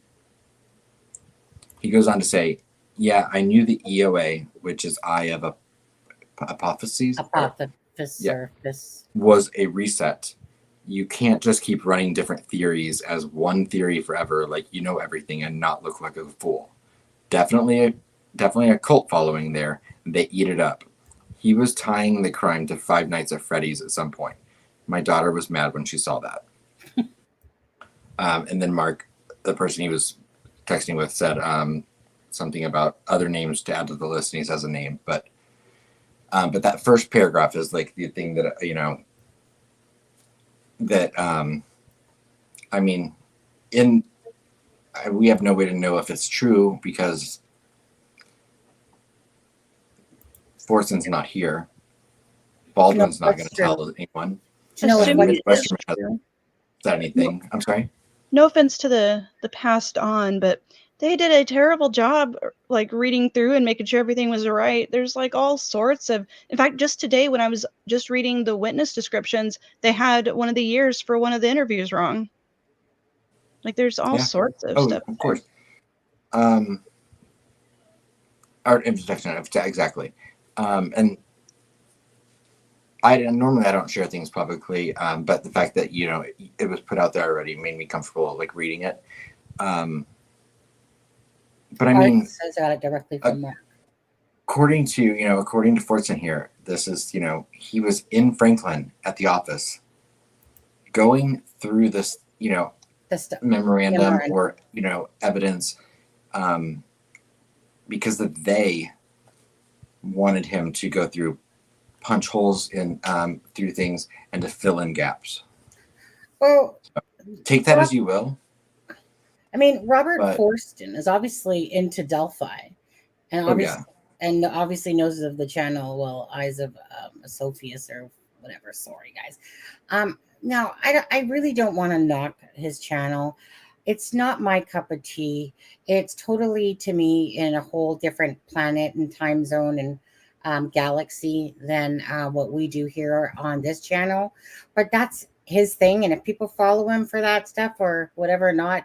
Type of thing, each to their own when it comes to their channels and stuff like that. But so that's who he was referring to again when they said the Eye of Sophius. It's just that, for us, that is not even close to where this channel thinks. We like to provide the information as factually as we can. And if not, so because like Adam says, he's not alive, but most people know that Facebook, but we also know what people can do. But this was said that there was, before his Facebook went private, that these were posts on there. And what was it? Sorry. Art of Deduction. He has a pixel detective stop. Had said, he got them from Mark Roberts himself. And so, yeah, so take it as you will, you know. Bottom line is, it's somebody, when somebody says punching holes in their stuff, that typically means that there's these theories, or so let's just say, go with the whole Odinism thing. Well, here's this, so to me it's like, yeah, like you're trying to punch holes in the story, like where is it weak, where, where can it be better, Right. da-da-da-da-da. And That's then how I that kind of answers Diana's question. Is that what that means is that the defense has claimed that Mitch Westerman walked into a conference room waiting for Baldwin, and took these pictures, which could very well be true. I mean, Mitch Westerman was helping to prepare the memorandum. I know that. Mitch Westerman and Fortson were friends. Fortson was brought in by who? I don't know. Was it by Andrew Baldwin himself? Was it by Mitch Westerman? He's stating in this that he's sitting with it all, and that they wanted him to punch holes in their stuff, meaning they wanted him to look through their stuff, point out any inconsistencies, and to fill in gaps. So I'm not accusing anyone of anything, but well, this will all play out. If you believe, if for people that are saying, oh, the defense had no knowledge of this, Robert Fortson himself is saying in that statement, that's most likely not true. Sonny, you just said, we'll figure. I don't think this will ever come out. I don't think we'll get any more information. I don't think there'll be any arrest. Like it's over, in my opinion. Outside of the Supreme Court thing, once that's done, it's over. Well, you don't think it will come out in the fact of why, say, the Judge Gull pulled them off? Because, I mean, this is one screenshot. It depends on if the Supreme Court, it depends on what their opinion of it is, because the only way that we will, I mean, somebody can correct me, but I think the only way we would know it from them is if they include it in their write-up about their ruling. Yeah, well, like, in my eyes, in my opinion, this was a direct link from Baldwin's office. Planned.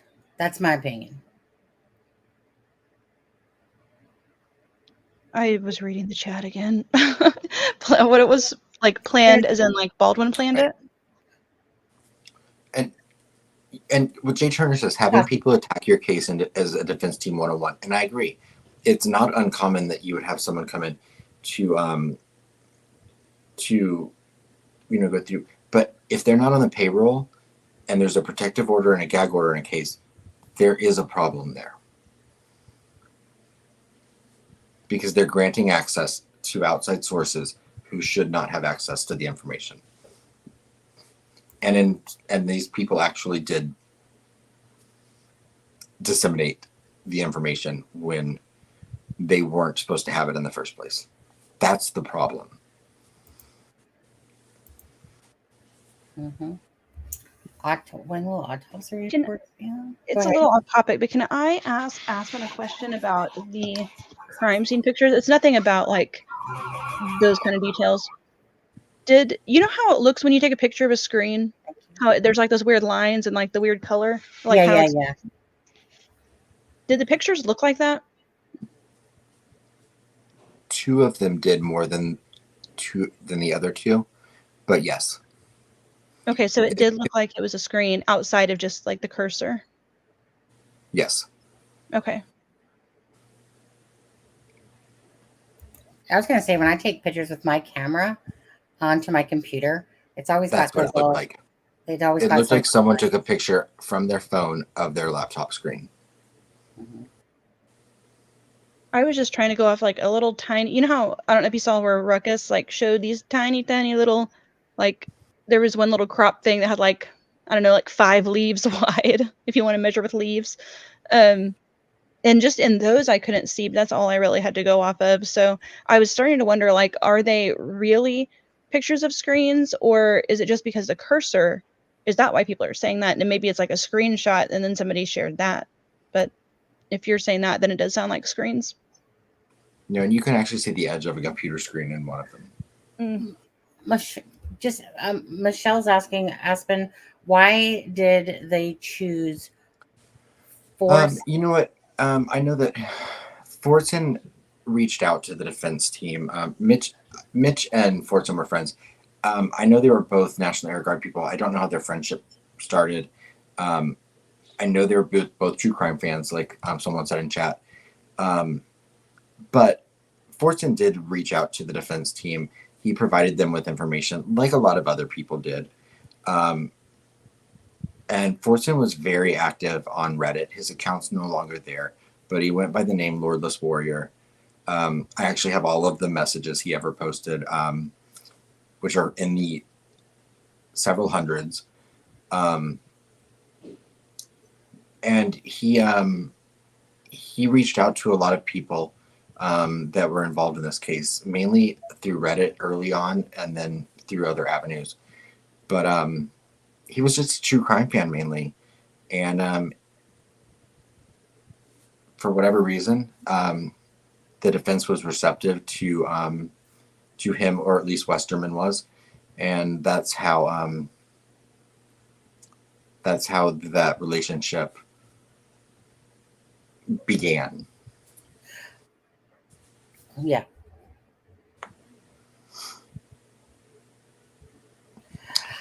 Can I want to get into something else in a minute about those pictures and the leaks. You know, I don't like,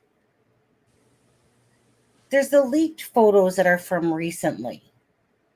And then there's the leaked photos from the water area. Those are personal photos, though, weren't those they? are personal photos. The photos of the water? Yeah. Mm-hmm. The photos from the water were taken by Abby's aunt and uncle, Ello, and oh my goodness. Correct. And they were given to Chris Todd. Well, don't say it was from those people. By someone. Yeah. In the family. And that's where those came from. Those are, and they are 100% legitimate, because you can actually see the person's taking that photo's shadow in one of the pictures. Yeah. So no, it wasn't Dave Erskine. It was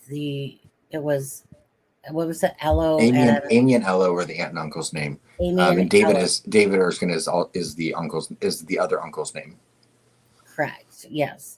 But it's just that people, like, for instance, the reason why I'm saying that is because, like, Stefa up here, and this is getting my grid a little bit with these crime scene photos, you know, that people, this is where it gets twisted and turned, because people are putting information out there that's not right and stuff like that, you know, and this is where, you know, then these whole freaking more rumors start and this stuff and whatever. They're two different people, and they're two different things. But Steph had said something like, well, the crime scene photos were leaked before the defense. No, that's not true. That's not true. That's not true, Steffa. So, and I agree, Fig. But the lawyers aren't coming back. Judge Goldstein, the lawyers aren't coming back. Fig knows I said that. Well, I mean, I believe that to be like true. A week ago. Like, if I was good to go with my gut, Fig, that's what I feel is going to happen myself. But until the Supreme Court rules, of course, none of us know for certain. Yeah, but it's not because I go, oh, I love the prosecutors over the defense, in the sense, or Judge Frank Gall, but my gut feeling is that she's going to remain the judge, and that Rosie, and McDonald are not coming back. That's my personal gut feeling. Myself, well, however you guys all feel, I don't know. But anyways, Unfortunately, I think even if Gold did do, even if there was some wrongdoing, based on what a few people have said, Weineke is, I think that's how you pronounce her name, being one of them. It sounds like the Supreme Court does not like granting mandamuses. So Right. even Well, if there was wrongdoing, it still seems like a kind of a long shot. And Travis even said that, the first writ, which I think if anything gets approved, it'll be that first writ.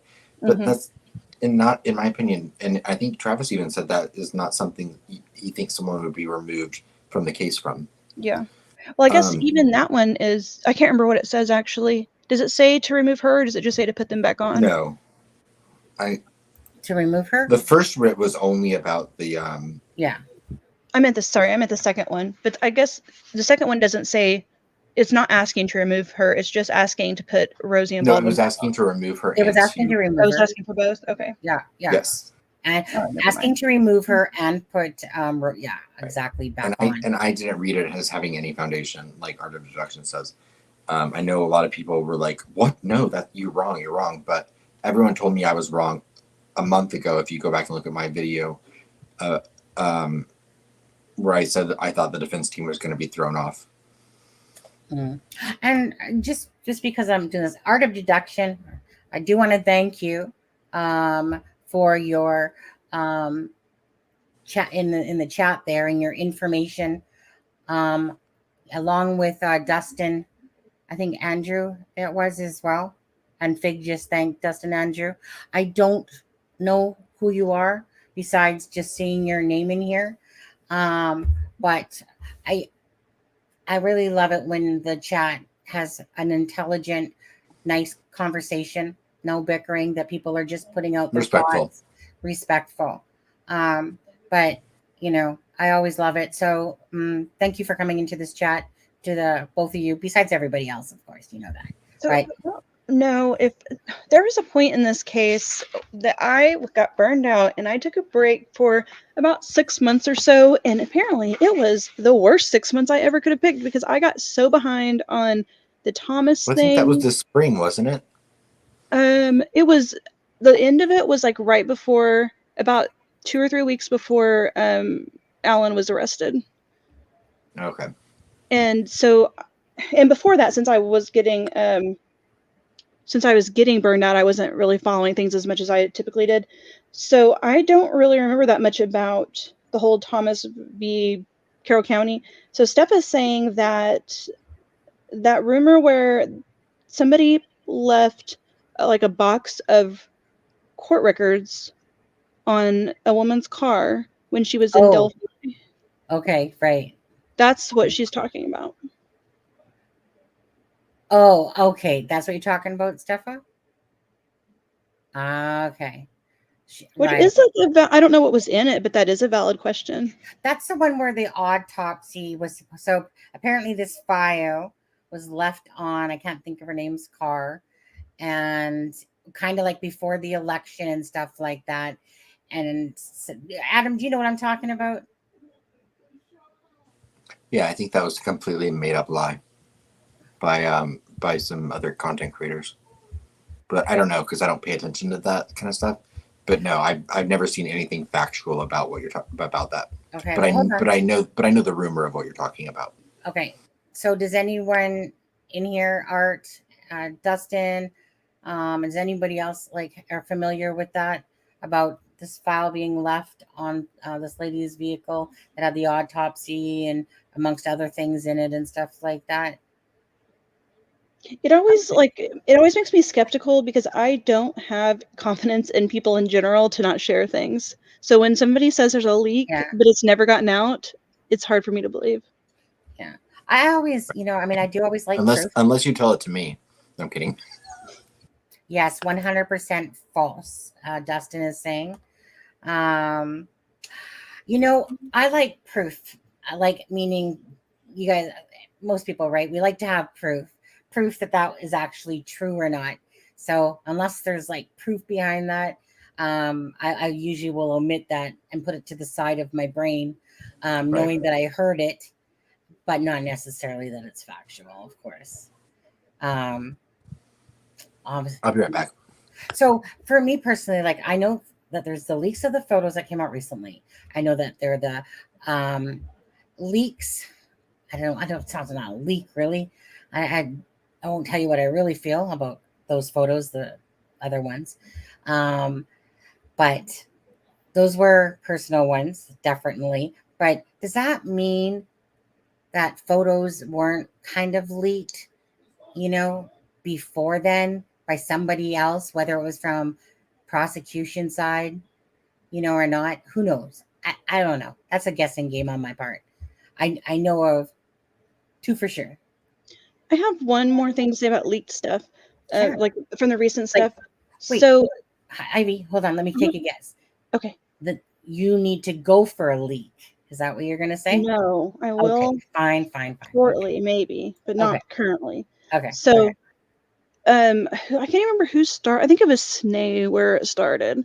That basically in the emails that were in, everything's like so blurry in my head right now. That were in whatever filing they were in, about where Baldwin and McClellan and Goal were talking about the leaks, right?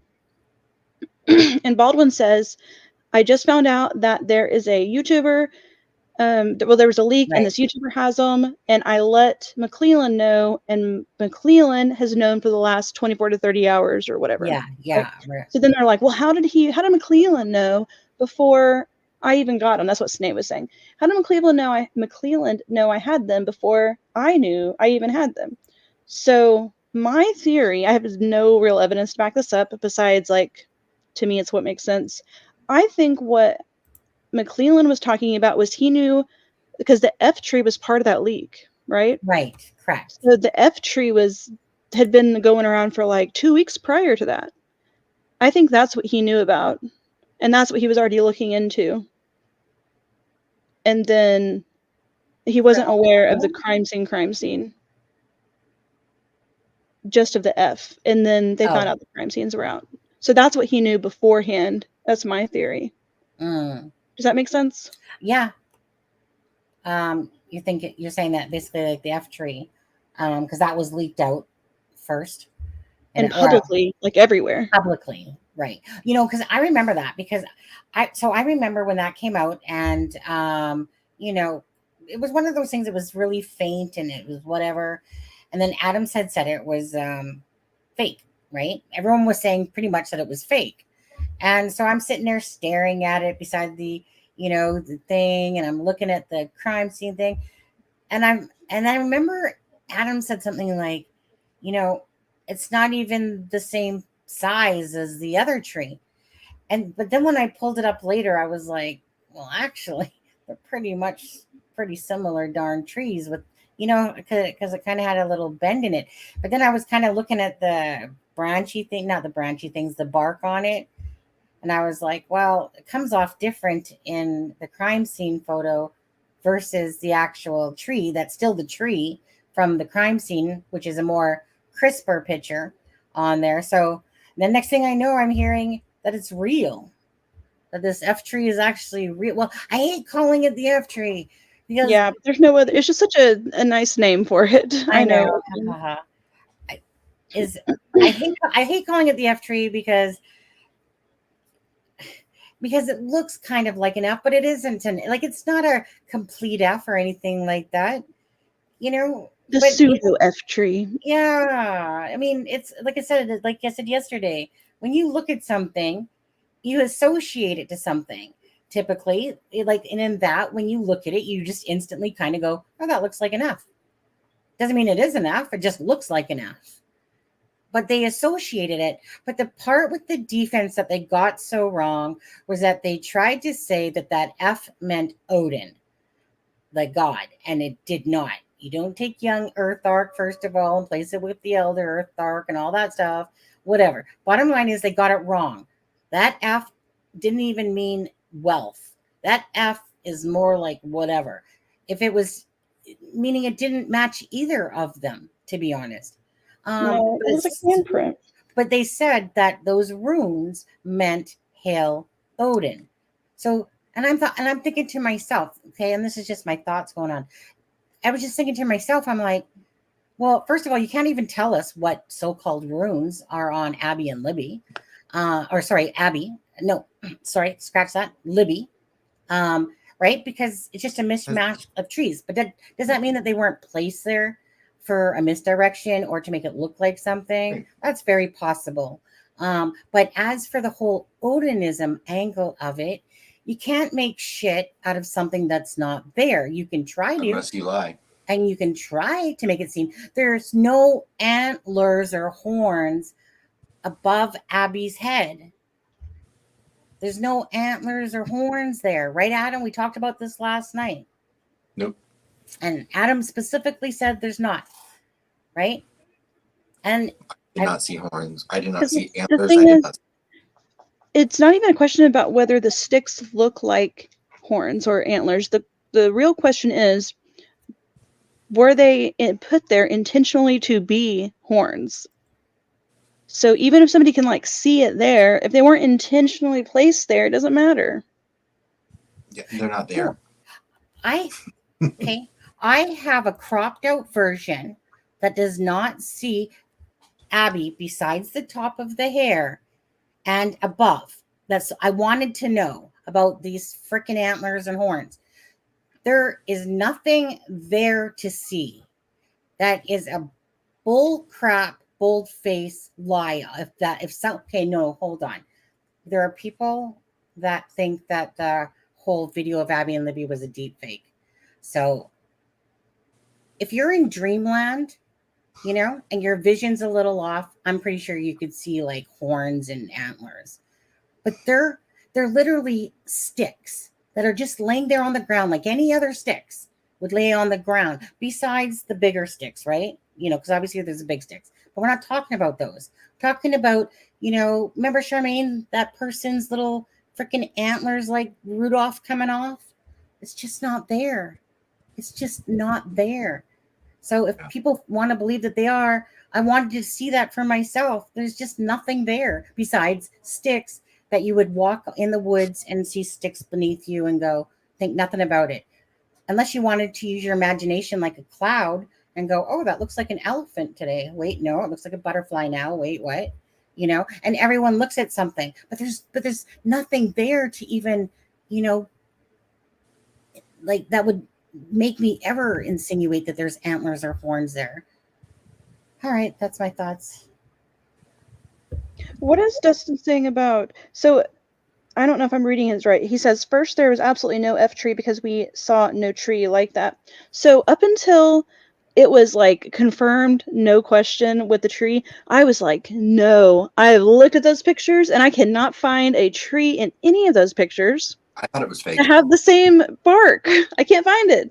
And then like it was finally like confirmed. There was really no question anymore. But if that hadn't have happened, I would have been arguing about it to this day. Because there's not another tree that matches it down there. Or at least the way it looks. Yeah, I'm gonna come back to this live later, you guys, and I'm gonna go through the chat, so I can actually see because I'm missing a lot of stuff being said. But I'm gonna come back because I specifically want to read some of these comments that are coming in that I'm not being able to catch. It's when you're a creator, if anyone's a creator, you're trying to pay attention and you're trying to look at the chat, and it just doesn't work well for me. Okay, it just doesn't. Well, one thing that's interesting with the F tree picture is, and this is speculative, but that picture was taken at night. The other pictures were taken in the daytime. Is the reason that picture was taken at night because until that scene was lit up with an artificial light source such as luminol, that F wasn't actually even visible on the tree? Because that's what I was told. Oh, sorry. So you said about the luminol on the tree, what? That they put it on there? If you look at the crime scene photos, the 4 crime scene photos that depict the bodies are taken during the day. The F tree picture is taken at night. The reason I was explained to you that was the case was that during the day, that F shape on the tree was not visible. It wasn't visible until that scene was lit up with artificial light. I'm assuming luminol or something like that.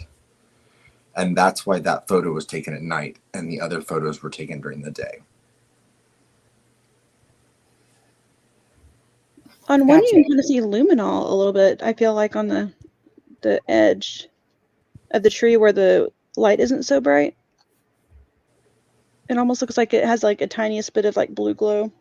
Mm-hmm. I mean, like I said, I have no way to I have no confirmation of that, but through the people that disseminated that information, that's what I was told. Explained why that picture was taken at night. Okay. And Steffa, anyone that's seen the F tree picture, that picture was absolutely taken at night. Right, where the other leaked photos were taken during the daytime.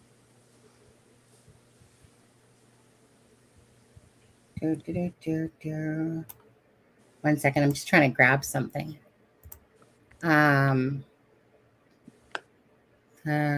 Brutally honest, that's not really true though, because well, for one of the three is no longer with us, and Click was another one, and Click has said that while in his opinion, like it's those people are still viable, he said that the defense was, I forget the wording he used, but basically he said that the defense was making it up, that it was a ritual. So the ruins part, like that doesn't, runes are like letters. You can go online and look at what runes are. Those are not shapes of runes. They're just not. It's like being able to see some like random shape and say that looks like an A when it's not. Like there's very specific shapes. So C Star was what the question was. And I'm going to pull off the hangman because obviously there's different hangmen, but this is the one that's, the traditional, I'll say. So C Star's question as well. Why was Abby posed like the hangman and Libby was posed like the magician? I'm going to say my answer to that. Hold on a second. If I'm correct that leg's not on the right side, first of all, it would have to be the other leg down. Correct? Right?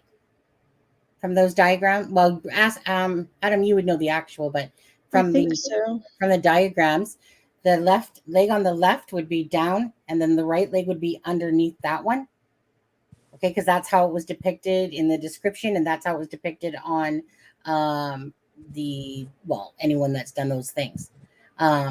So I guess if somebody wanted to make something out of it and see something that's not there or that they feel is there, but to me, that's quite the stretch. I get it because they were attaching Odinism and stuff like that to it. But meaning I can understand why someone would go this route and go, wow, the leg's tucked underneath. And, Libby's arm apparently was touching a tree. But don't you think her arm would be touching? Yeah, I think that's a bit of a stretch myself. And that's where, I mean, they are, if you're going by the fact that these were intentionally posed in this fashion, C Star is correct. They are reversed. And I mean, I don't think that they were intentionally left by that like yes, that. They are If they reversed. were, it is weird that Abby's arms were up like that too. I will say that. Not exactly like that. They weren't behind her back, but they were up in that general position. Don't you think, though, and this is where it gets whatever. Don't you think that Abby's pictures then, her hands, what they said is beside her face, and we've seen the depictions. You don't think that she would be posed like that if it was referencing the hangman? You can't take a piece of it and then that's the whole thing, right? Because I mean, you could, like, when I looked at that, like, you could also I've looked at the photo of Libby, and without going into detail, I mean, you could assume that position was left because that's the way she was dragged to where she was left. That's what I think happened. Sorry, sorry, can I hear that again? Because I was too busy looking at a question. I don't want to go, without going into detail. You could assume from looking at that photo that the position Libby was left in was done so because she had been dragged to where she was left. Right, absolutely. Said that before, actually. Yeah, grabbing somebody's arm, pulling it. All I know is, there's to me. Can I interrupt you again? There's facts. Please. Yeah. Go ahead. This is like one of my pet peeves recently. Zero cool. You say you don't do coincidences. Anybody who's followed this case has to believe in coincidences. Otherwise, that would mean that Kagan Klein, Daniel Nations, Brian James, Chadwell. Chadwell.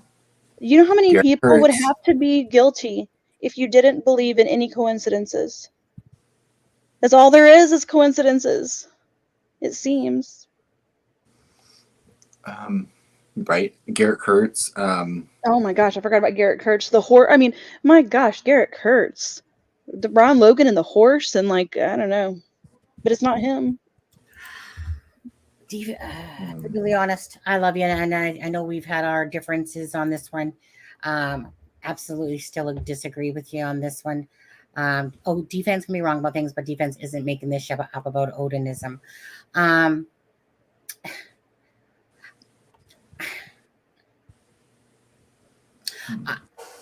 think that they are. I think I don't like, meaning I know that there's Odinism going on, okay, and all that stuff. Did you already answer this one, Ivy? I heard you made a comment to Brutally Honest. Because one of the investigators isn't with us anymore, and Click said that he still thinks that there's something to the people, but he says that the defense basically made up the ritual part. Well, again, like what I'm saying, okay, this is about perception.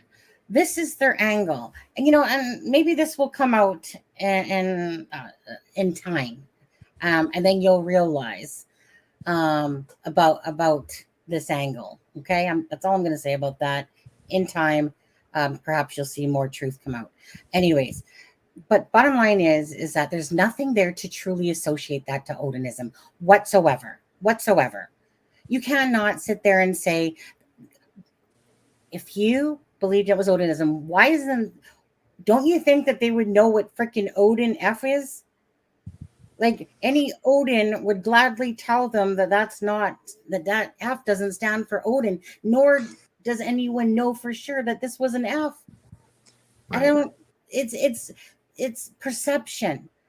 It's perception. So they need an angle, and that's what their angle is. Exactly.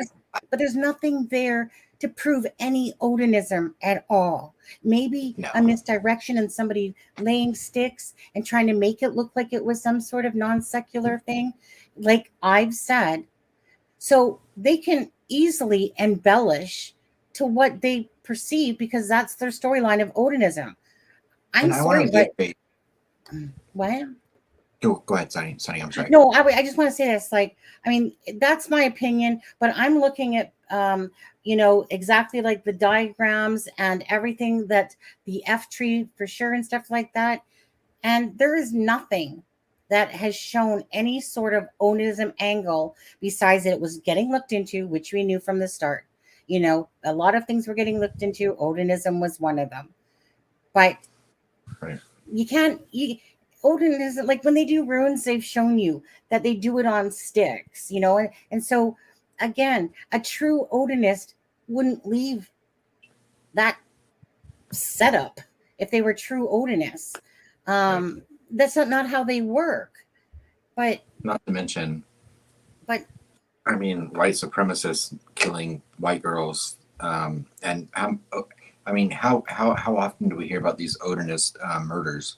Because it doesn't happen in the world that I live very often. I was just gonna say, let me just do a poll quickly again. Yeah, and I want to say, while you're doing that, I want to say, I want to reiterate that in my opinion, the reason that this defense team, because it's a head scratcher as to why they chose the Odinist route, with this ex defense team chose. And to me, the most logical explanation or reason is that if you go down some of the more probable rabbit holes, they have very conclusive, in my opinion, more conclusive ends to those paths. If I'm a defense team and I want to prove that my client did not commit this crime, and my options are Keegan Kline, Ron Logan, Chadwell, Garrett Kurtz, Odinists, I'm going to go down the different rabbit holes, and I'm going to look at, where that defense is going to take me. And if you can come to a conclusive end with those rabbit holes or those paths, it's not a good defense. If there's evidence that Ron Logan absolutely was not involved, which law enforcement has said, if there's evidence that Keegan Kline was absolutely not involved, which we have not seen, if there's evidence that Garrett Kurtz was not involved, that stops. If there's evidence that Chadwell wasn't involved, that stops. If Odinism was never even gone down far enough to come to a conclusive end because they decided there wasn't merit to it to begin with, well, there's your in if you're a defense attorney, because there's your little bit of doubt that you could potentially put into a jury's mind. And in my opinion, that's the only reason that someone would have chosen that avenue of defense, because it was a path that law enforcement went down early on. They never went down it far enough for it to come to any conclusion, because I think they realized it was nonsense. And because there was question marks, at least in the discovery, the defense decided that's going to be our best bet. Yeah. Because if not, why not choose the better? If Richard Allen's your patsy and you want to frame this on someone, why not pick someone? Why not pick Ron Logan? Why not pick Keegan Kline? It doesn't make sense. Yeah. Like I said, I appreciate what the defense there. If I was ever sitting freaking in the defense side, I've never been to prison, never been to jail, never had any issues with the law whatsoever in my entire life, and it will stay that way. But if I did, I would appreciate having Rosie and Andrew Baldwin as to create that masterpiece of art, that work of art or whatever they called it. That's why I get annoyed when people act like they're bad, like they're dumb and they're bad lawyers. They're like, Baldwin was one of like the very few, like, what was that, certified trial lawyers? They're obviously smart people and they've had a pretty good careers. Even if they bomb this one, they still have good careers. It's not like they're dumb. Mm-hmm. Hopefully at some point this whole Delphi. Delphi. What do you say about I want to Delphi? say one more thing to C-Star. You guys are going to just have to shut me up and mute me. No, that's fine. The professor did not say it was Odinist. In fact, if you look at it from the point of view that the defense is only going to put what supports their theory, because that makes sense, so they're going to put the best of what they have. And the best of what they have from the professor says that, oh, it's not ruins. Maybe it's runic. Maybe it's somebody that thinks they know what it is, but it's not Odinism. And not only do they say that, they say something about Vikings, something about there being evidence about people from the 19th century, so the 1800s, thinking that Vikings did human sacrifice. But the 1800s, I think the late 1800s, if I remember correctly, is when Odinism very first began. And it was based on white people wanting to be Vikings again, magical Vikings. So it's not even accurate history. They're still taking from that. Everything the professor said was the best they could do and still didn't point to Odinism. There. Here, Ivy. Anything? Ivy, don't worry. I'm not going to mute you. Anything else you see that you want to answer? Go read it again. That's the other thing I'll say. The C star. Go read it again. Yes, he did. He even went to another professor to confirm. Oh, debate. I'd have to. I vaguely. I'm not strong enough with. Don't make I me remember pull it. I remember it in the memorandum. I will pull it up right now. What I remember in my head. This is in my head that I thought that. So the Ellie went and had interviewed him or whatever, and said that there was he didn't feel like it was, Odinism, a ritual thing or whatever it was. Like the runes weren't meaning Odinism. But then I think I remember I thought that the defense. Here, I have them. Okay, good. Okay. Here's what he said. Dr. Turek stated that after viewing the pattern of sticks on the girls, that, quote, it was a given, unquote, which is a really weird thing to quote, that someone was trying to replicate a Germanic runic script. Wait, Furthermore, where did the quote end, Ivy? Could you repeat that? It was a given. That's a weird thing to quote. That's all they quoted, and then the rest of the statement doesn't have quotations around it? Yes. Well, that's... Let's see. Furthermore, Dr. Turco consulted a colleague from Harvard who had even more knowledge on runes, and this Harvard professor was in agreement with Turco. And let me remind you, that agreement was somebody was trying to replicate, meaning it's not actually runes, replicate Germanic runic script. Furthermore, they keep using the word furthermore. Somebody needs to get a thesaurus. Furthermore, Dr. Turco stated that Odinism... ChatGPT is down tonight, so... See, Odinism is an extreme neo-Nazi or neo-pagan, neo-heathenism ideology that has right-wing racist connotations. That is true. Furthermore, Dr. Turco stated that according to 19th century sources, which why are we citing 19th century sources? That is weird, and I can tell you the reason why. Because that's when Odinism started, and those sources aren't accurate, and they're has this weird glorifying whiteness and Vikingism, basically, but they're not accurate. So that says, furthermore, Dr. Turco stated that according to 19th century sources that Vikings practiced ritual killings and sacrifices. And I've done a little bit of research, and they did, but it tended to be for prisoners of war or people who committed crimes. The only times they would sacrifice somebody who wasn't a bad person, quote unquote, was when one of their leaders would die, and sometimes they would sacrifice their slaves or servants so that they could have them in the afterlife. But they weren't out doing kids, and they weren't doing stuff like that or regular people. The next one is, furthermore, Dr. Turco stated that although he could not necessarily interpret these runes, that the stick configurations were pretty clearly runic, and that he, quote, could certainly imagine that this was somebody's idea, that when you do a human sacrifice, you carve runes. Which also, let me remind you, there was no carved runes in the first place. That's not even what they're saying there was.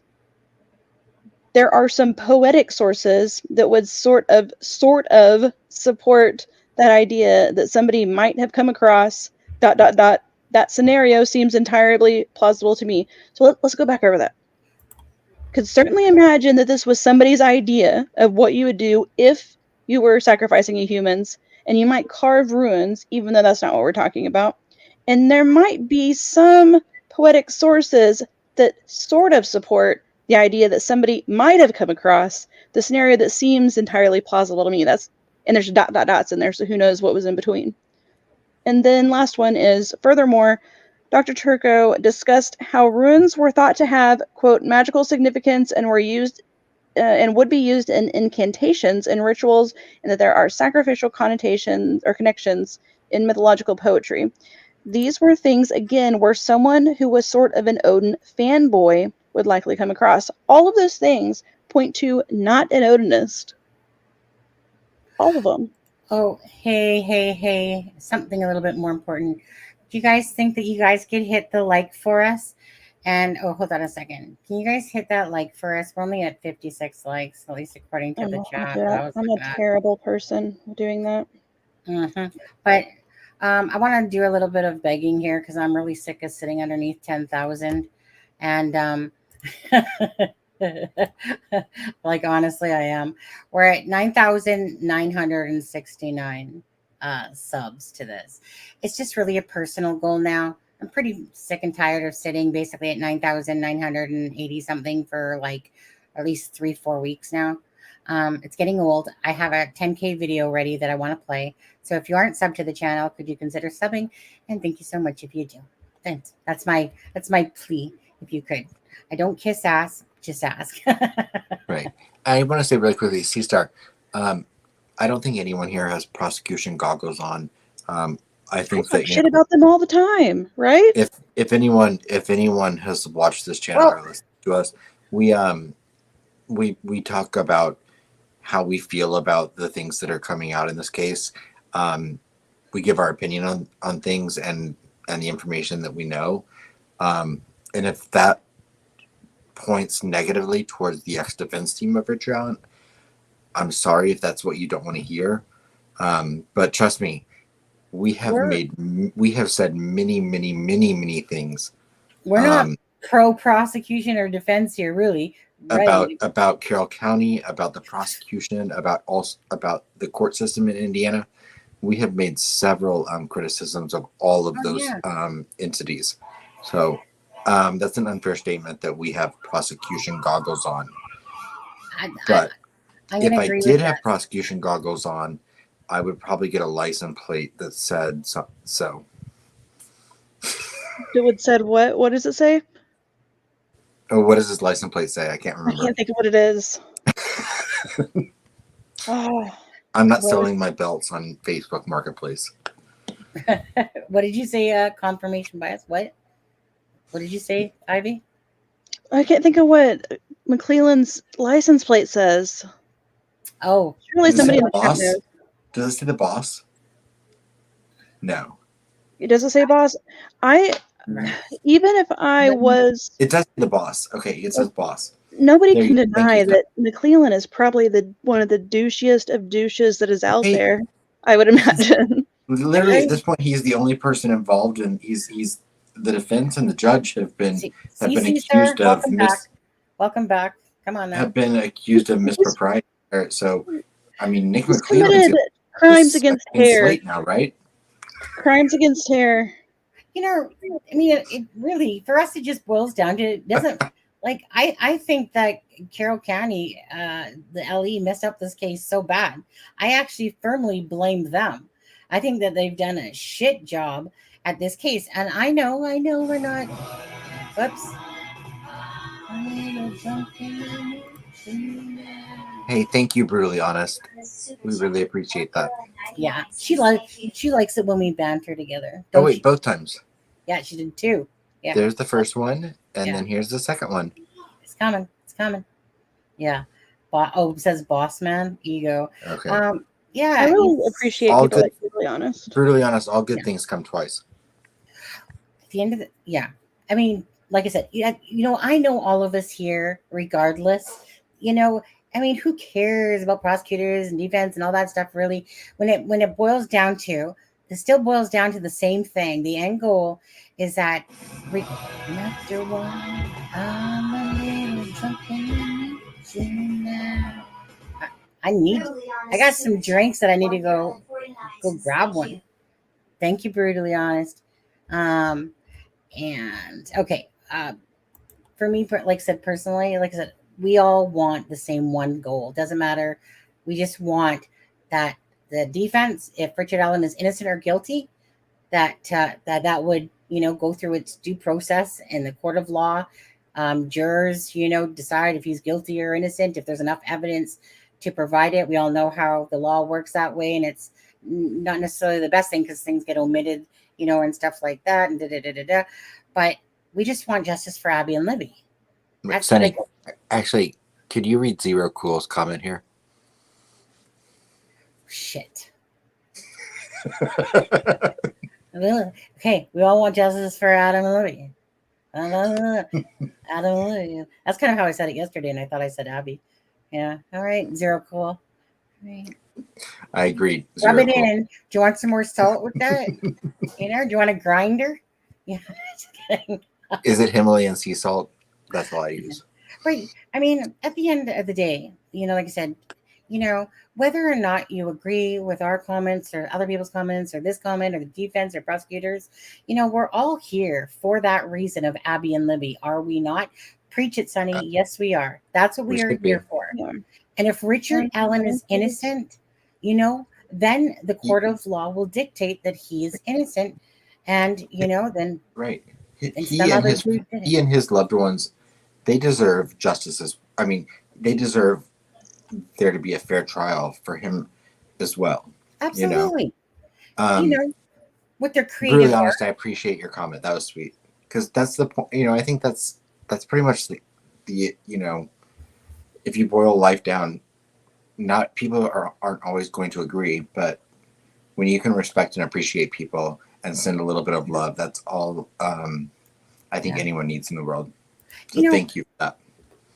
Even the people that are on the different solar systems than us, like in all fairness, right? We might think totally out of there, but the reason why they keep doing Delphi, I would hope it would be for clicks and views, and that would be the main reason. I would hope not, but by staying on the case because they care about it as well.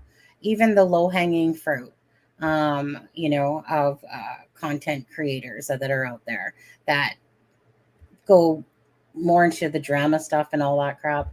But, I believe everyone, for the most part, like 99.9, has Abby and Libby's heart, except for maybe not that one channel that keeps blaming the Patty family, especially. Maybe not that channel. Not so much. I don't think that channel has it in for justice for Abby and Libby. But that's what it is at the end of the day. And that's why I don't care. If somebody has a whole totally different version or things different than ours or mine or Ivy's or whoever, doesn't matter, because we're all here for that one purpose. And that's all we want to see, is that the right person, and that's not to sound cheesy, you guys, but that's the truth. It's the simple bottom line truth of it. You want who's ever responsible to be processed to the fullest extent of the law. You want them to drop that soap so many times that their butt's hurting for a freaking 20 years, And then you want Abby and Libby to have their justice. The video was there for Libby to say, look, this is the person. Please give us, this is who did it. Give us our justice. That's what's always remains in my heart the most. So, and of course we want the families, to be able to put some closure, at some point to this very long, crazy, twisted case that's heartbreaking. I couldn't imagine being in their shoes at all. Your child has been murdered, or grandchild has been murdered. Delphi has been an absolute shambles, from the calling off at the dogs to, who believes it? Like, you can't even take your own crime scene sticks off of the girls and take them as evidence, That's worse than the dogs. Pardon? That's worse than the dogs to me by far. The sticks. Oh, absolutely. Like, I mean, to me, it's just blown me away.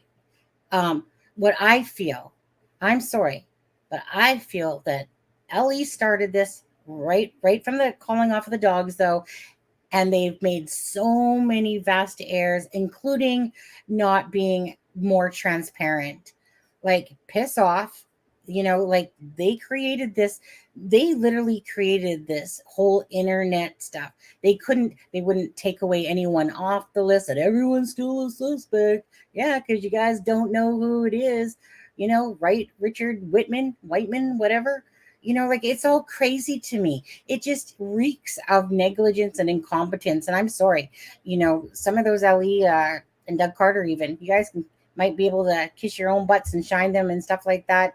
But to me, not in my eyes. I think that they totally royally screwed up this case. The ISP, Carroll County, federal FBI, they couldn't work together. And right, instead of making about the girls, they couldn't work together. Their egos got in the way. Tobe Leslie wouldn't take the help, from Lafayette to help out. And it just goes on and on. It just goes on and on, and I feel so horrible for the family that keeps like just another thing, right? And to have those crime scene photos out there, my heart goes out to them. Those should have never been to the public unless they were released at some point during the trial, But did people really not think about that at all? Nope.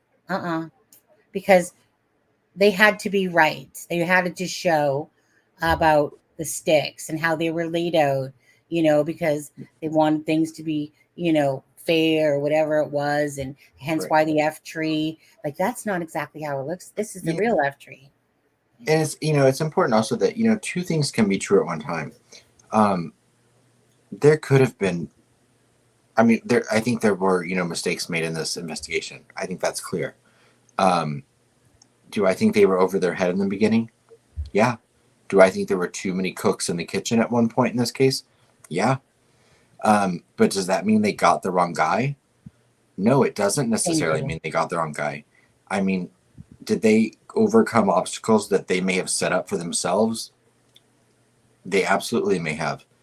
But Richard Allen's going to stand trial for this case. So, fire alarm. Where's that shit out of me? That is late to be having a fire alarm. Right? Adam, are you smoking? No. Sorry. Okay.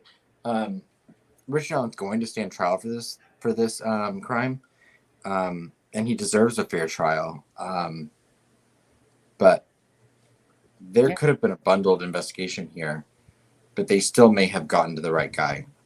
That'll be up to 12 people that are seated on this jury to decide. So I want to butt in for 1 second. So the first poll we had was, do you believe that there was more than one person with Delphi? 57% said yes. Okay. And then 22% were basically like, don't know. Same with kind of like the answer. This poll was asked basically if you think Odinism, there was a question, do you believe Odinism represents the runes in a sense? I was probably going to give me shit for probably saying that wrong. I was very confused at what that meant.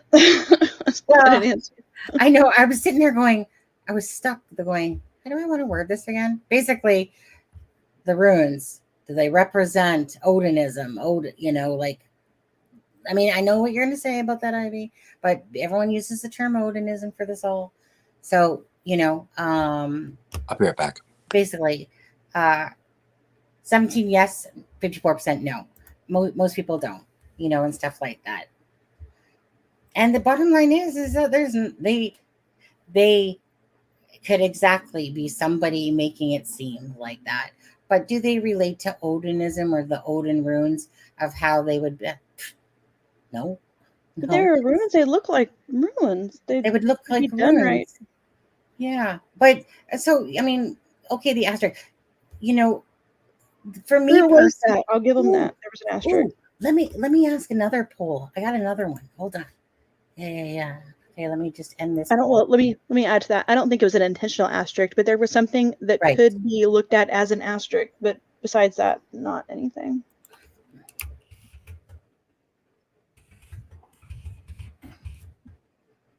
Are you doing another poll?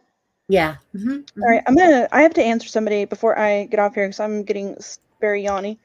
Okay. Yeah, we're gonna get off soon here. And it was hold on. Where are you? It was way back here.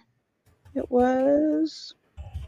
Is it Jay Turner? Is that her name? Yeah, Jay Turner. I lost your comment, but your comment basically said, "Why are we talking back and forth about what an Odinist would do? We don't do that when we charge or convict a Christian, we don't talk about like what Christian beliefs are. And I think that's a good question, but I think the answer is because if Odinism came up from the defense at this point in the case, at least, and they said the motive was it was an Odinistic ritual / also because they're racist and one of the moms was in a biracial relationship or an interracial relationship, not biracial. So that's what makes you question. That's why I think it's relevant to question the beliefs because they're part of the motive. That's also why I am always arguing with people about whether other Norse pagan groups can be like related or evidence or connected. And the reason, in my opinion, they can't be connected is because the motive that the defense is putting down is the white nationalist, white supremacy beliefs. That's their motive. The other Norse pagan groups don't have that. So you can't include that in the connection. That's why I'm so adamant about that. Okay, hold on. Okay, 1 sec. Okay, I'm gonna hit start poll for 1 second here. But now, just you guys, that poll is simply doesn't matter about Odinism or not. The poll says, "Do you believe that the sticks were placed or thrown?" Regardless, nothing to do with the rune part of it, but by whatever you've seen for the interpretations, or if you've seen the crime scene photos, whichever. Okay, do you believe that they were placed, methodically on the girls, or do you believe that they were just someone going, like trying to hide and cover type of thing? But Ivy, what do you think? Oh, I don't think there's any question that they weren't intentionally placed. You will never convince me that they fell like that, ever. It's not possible. I agree. I believe that they were placed like that. Not that they mimic Odinism runes or Odin runes or whatever you want to call it, runes, but that they were placed. I don't believe that it was a thrown thing either. I don't even know about placed. So let me, so everyone keeps showing sticks, but what about all the leaves?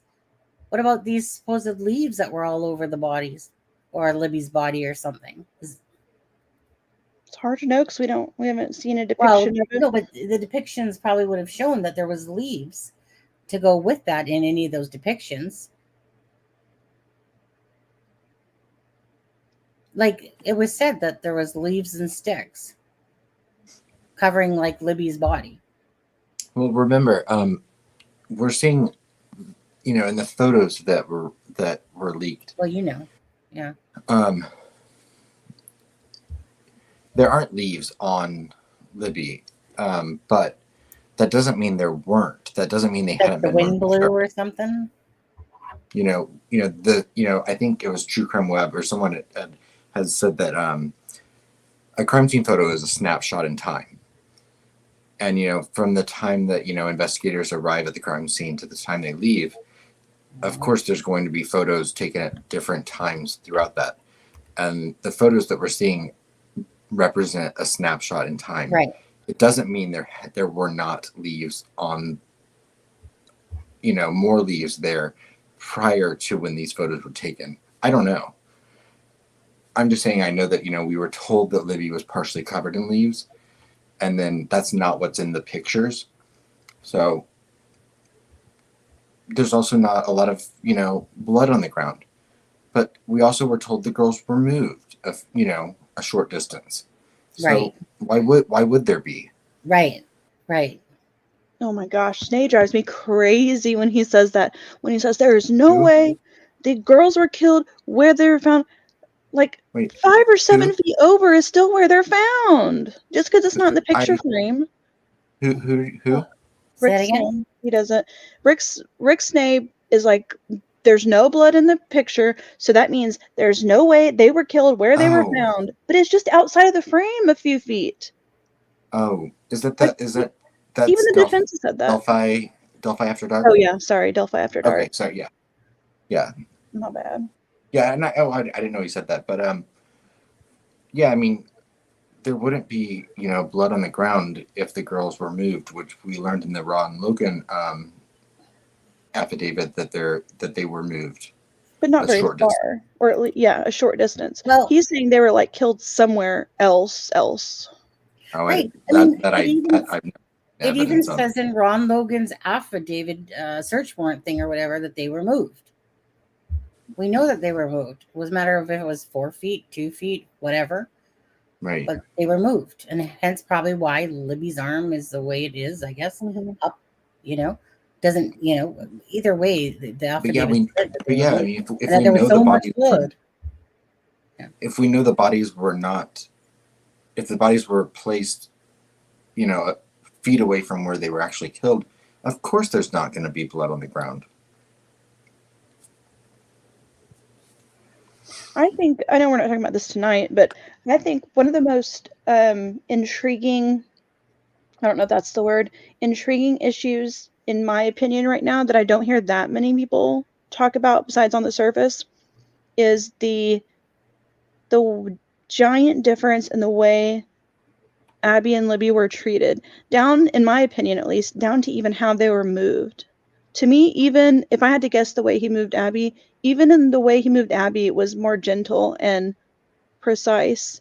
And that is, like, if you want to get into, I don't know, I guess behavior analysis, that is so interesting to me. And I have a feeling that it's going to be a big, if we ever find out why he did it, or like the compulsions he was having at the time, I think there's going to be a lot to that.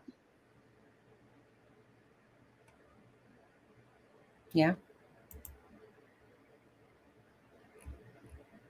I'm going to drop a needle right now. I think we're all getting tired. Yeah. Yeah. I'm ready to go to bed. Yeah. Right. And you guys, so yeah, don't forget tomorrow as well. Wait, hold on. Did we get any subs? Are we close to our 10K yet? Hey guys, we need to hit 10K. We're still at 69. Come on now. It's almost like when I asked that, two people were like, probably C-Star, are you in here? C-Star was probably like, yeah, I'm out of here. You guys got your prosecutor's goggles on, and he probably left. Never heard a word we said after that. C-Star, are you there? Anyways, you guys would appreciate it for anyone that sees this video. Tomorrow, don't forget, Charmaine and myself will be doing, we have to just decide what time it's at, but we'll be doing a Canadian true crime story, which honestly, it's you're going to like it. You're going to like it. You're going to like it a lot. You always like it when there's like, you're going to like the audio for this one. Definitely. Fun. It's basically. You guys probably need an American to balance things out, but I'm busy. No, aren't you busy? Or are you not? Are you busy? I thought you always did something on Saturdays. Besides work. Yeah, I only actually focus on American issues on Saturdays. Oh yeah. That's what I thought you said. What if Delphi wasn't a real place? Well, then we wouldn't be here right now, would we? Talking about it, I suppose. Sure ain't heaven. Maybe the Monan Hike. This live. I guess Hike Road, yes, this is live. Is this live? Oh, hike, but we're just about to get off. Hike. You're just gonna have to go be one of the. We're about to be in the past. Yeah. Anyways, you guys, take it easy. Thank you guys. Sorry if we didn't get to all your comments. One it's more. Too hard to. Oh wait, it's Charmaine that's asking it. Never mind. I need the link to tomorrow to show put in the pod. I thought someone needed the link for tomorrow's live so that they could watch it. Talking about. Go ahead. If it's going to be on Charmaine's podcast, do you have a link to the podcast that people can find it at tomorrow? Yeah. So I think she's talking about the link to the live. I think that's what she meant yesterday, because I think it was like she said link to the channel. But anyways, we'll talk behind the scenes, Charmaine. You know what? If I was totally forgetting about the whole live tomorrow, and I was like, yeah, I got all the time in the world tonight. Yeah, no, I don't. Gotta go get stuff ready. Other way around. Anyways, I'll talk to you, Charmaine, in back chat there. Thank you for letting me talk. And you guys will share, and you'll share the link for so that people can find it tomorrow. I'll share what link? When you do the live. Yeah, but I haven't made up a thumbnail for it yet. So Are you doing it on here? yeah, we're doing it on here. Oh, I thought you were doing it on No, Charmaine's podcast channel. She wants to link. She wants to link it to her podcast. Got ya. But So yes, everyone, look out for Canadian true crime live tomorrow on with this Sunny. channel. On this channel, you guys. I'll just. I know. And don't forget, you guys. Tomorrow is Remembrance Day or Veterans Day or whatever you call it from wherever you're from. But Right. Well, today is Veterans Day. Yeah, but this is our like Canadian true crime banner thing coming up. This is the poppies kind of hiding there. Hello. What'd you say? Oh, I guess it is in certain places that are 3 hours ahead now, isn't it? On there. But anyways, go back to this. So yeah. Well, no, Friday. Friday was Veterans Day in the United States. No, technically it's today, right? No, Friday. Like on the 11th. No, Friday the 10th was Veterans Day. We actually, but we actually celebrate it Monday. Well, hold on a second. No. Hold on. Let me see. When is Veterans Day? When is Veterans Day? It's November 11th. Oh, I'm sorry. The 10th. It says the 10th is observed. I'm sorry. Whatever that means. What you said. Well, I was gonna say there's no way that you're gonna have it one day before ours. And the thing was is that I already knew it was the 11th. I was wrong. I know you were. I like it when you admit it. You're a bad boy. Yeah. It doesn't happen frequently, but It does. There you go. No, not at all. I'm just gonna say Happy Veterans Day all weekend. Happy Veterans Day all weekend. Anyways, you guys. Okay, Charmaine and Brutally Honest and Gail. I remember Gail. And Fibro. I think that's it. Is there anybody else that did a super chat or gifted memberships? I think I said everybody. Brutally Honest. I know I got her times 2. Fibro, Charmaine twice. And Gail. Charmaine 3 times actually. I think Charmaine did once. And Gail, and Gail. Yeah. That was it. Yeah. And it's okay to buy a coffee. It's okay. Actually, no, I Right. need a drink. But anyways, you guys have a great night. Again, if you're not subscribed, please consider subscribing. I don't even care if we make it over 10,000 and then go back underneath it. I just would like to play the intro for it at some point. Although I will say, Sunny asked me to dance, and I'm not doing it. I'm not dancing. I took that out of there now.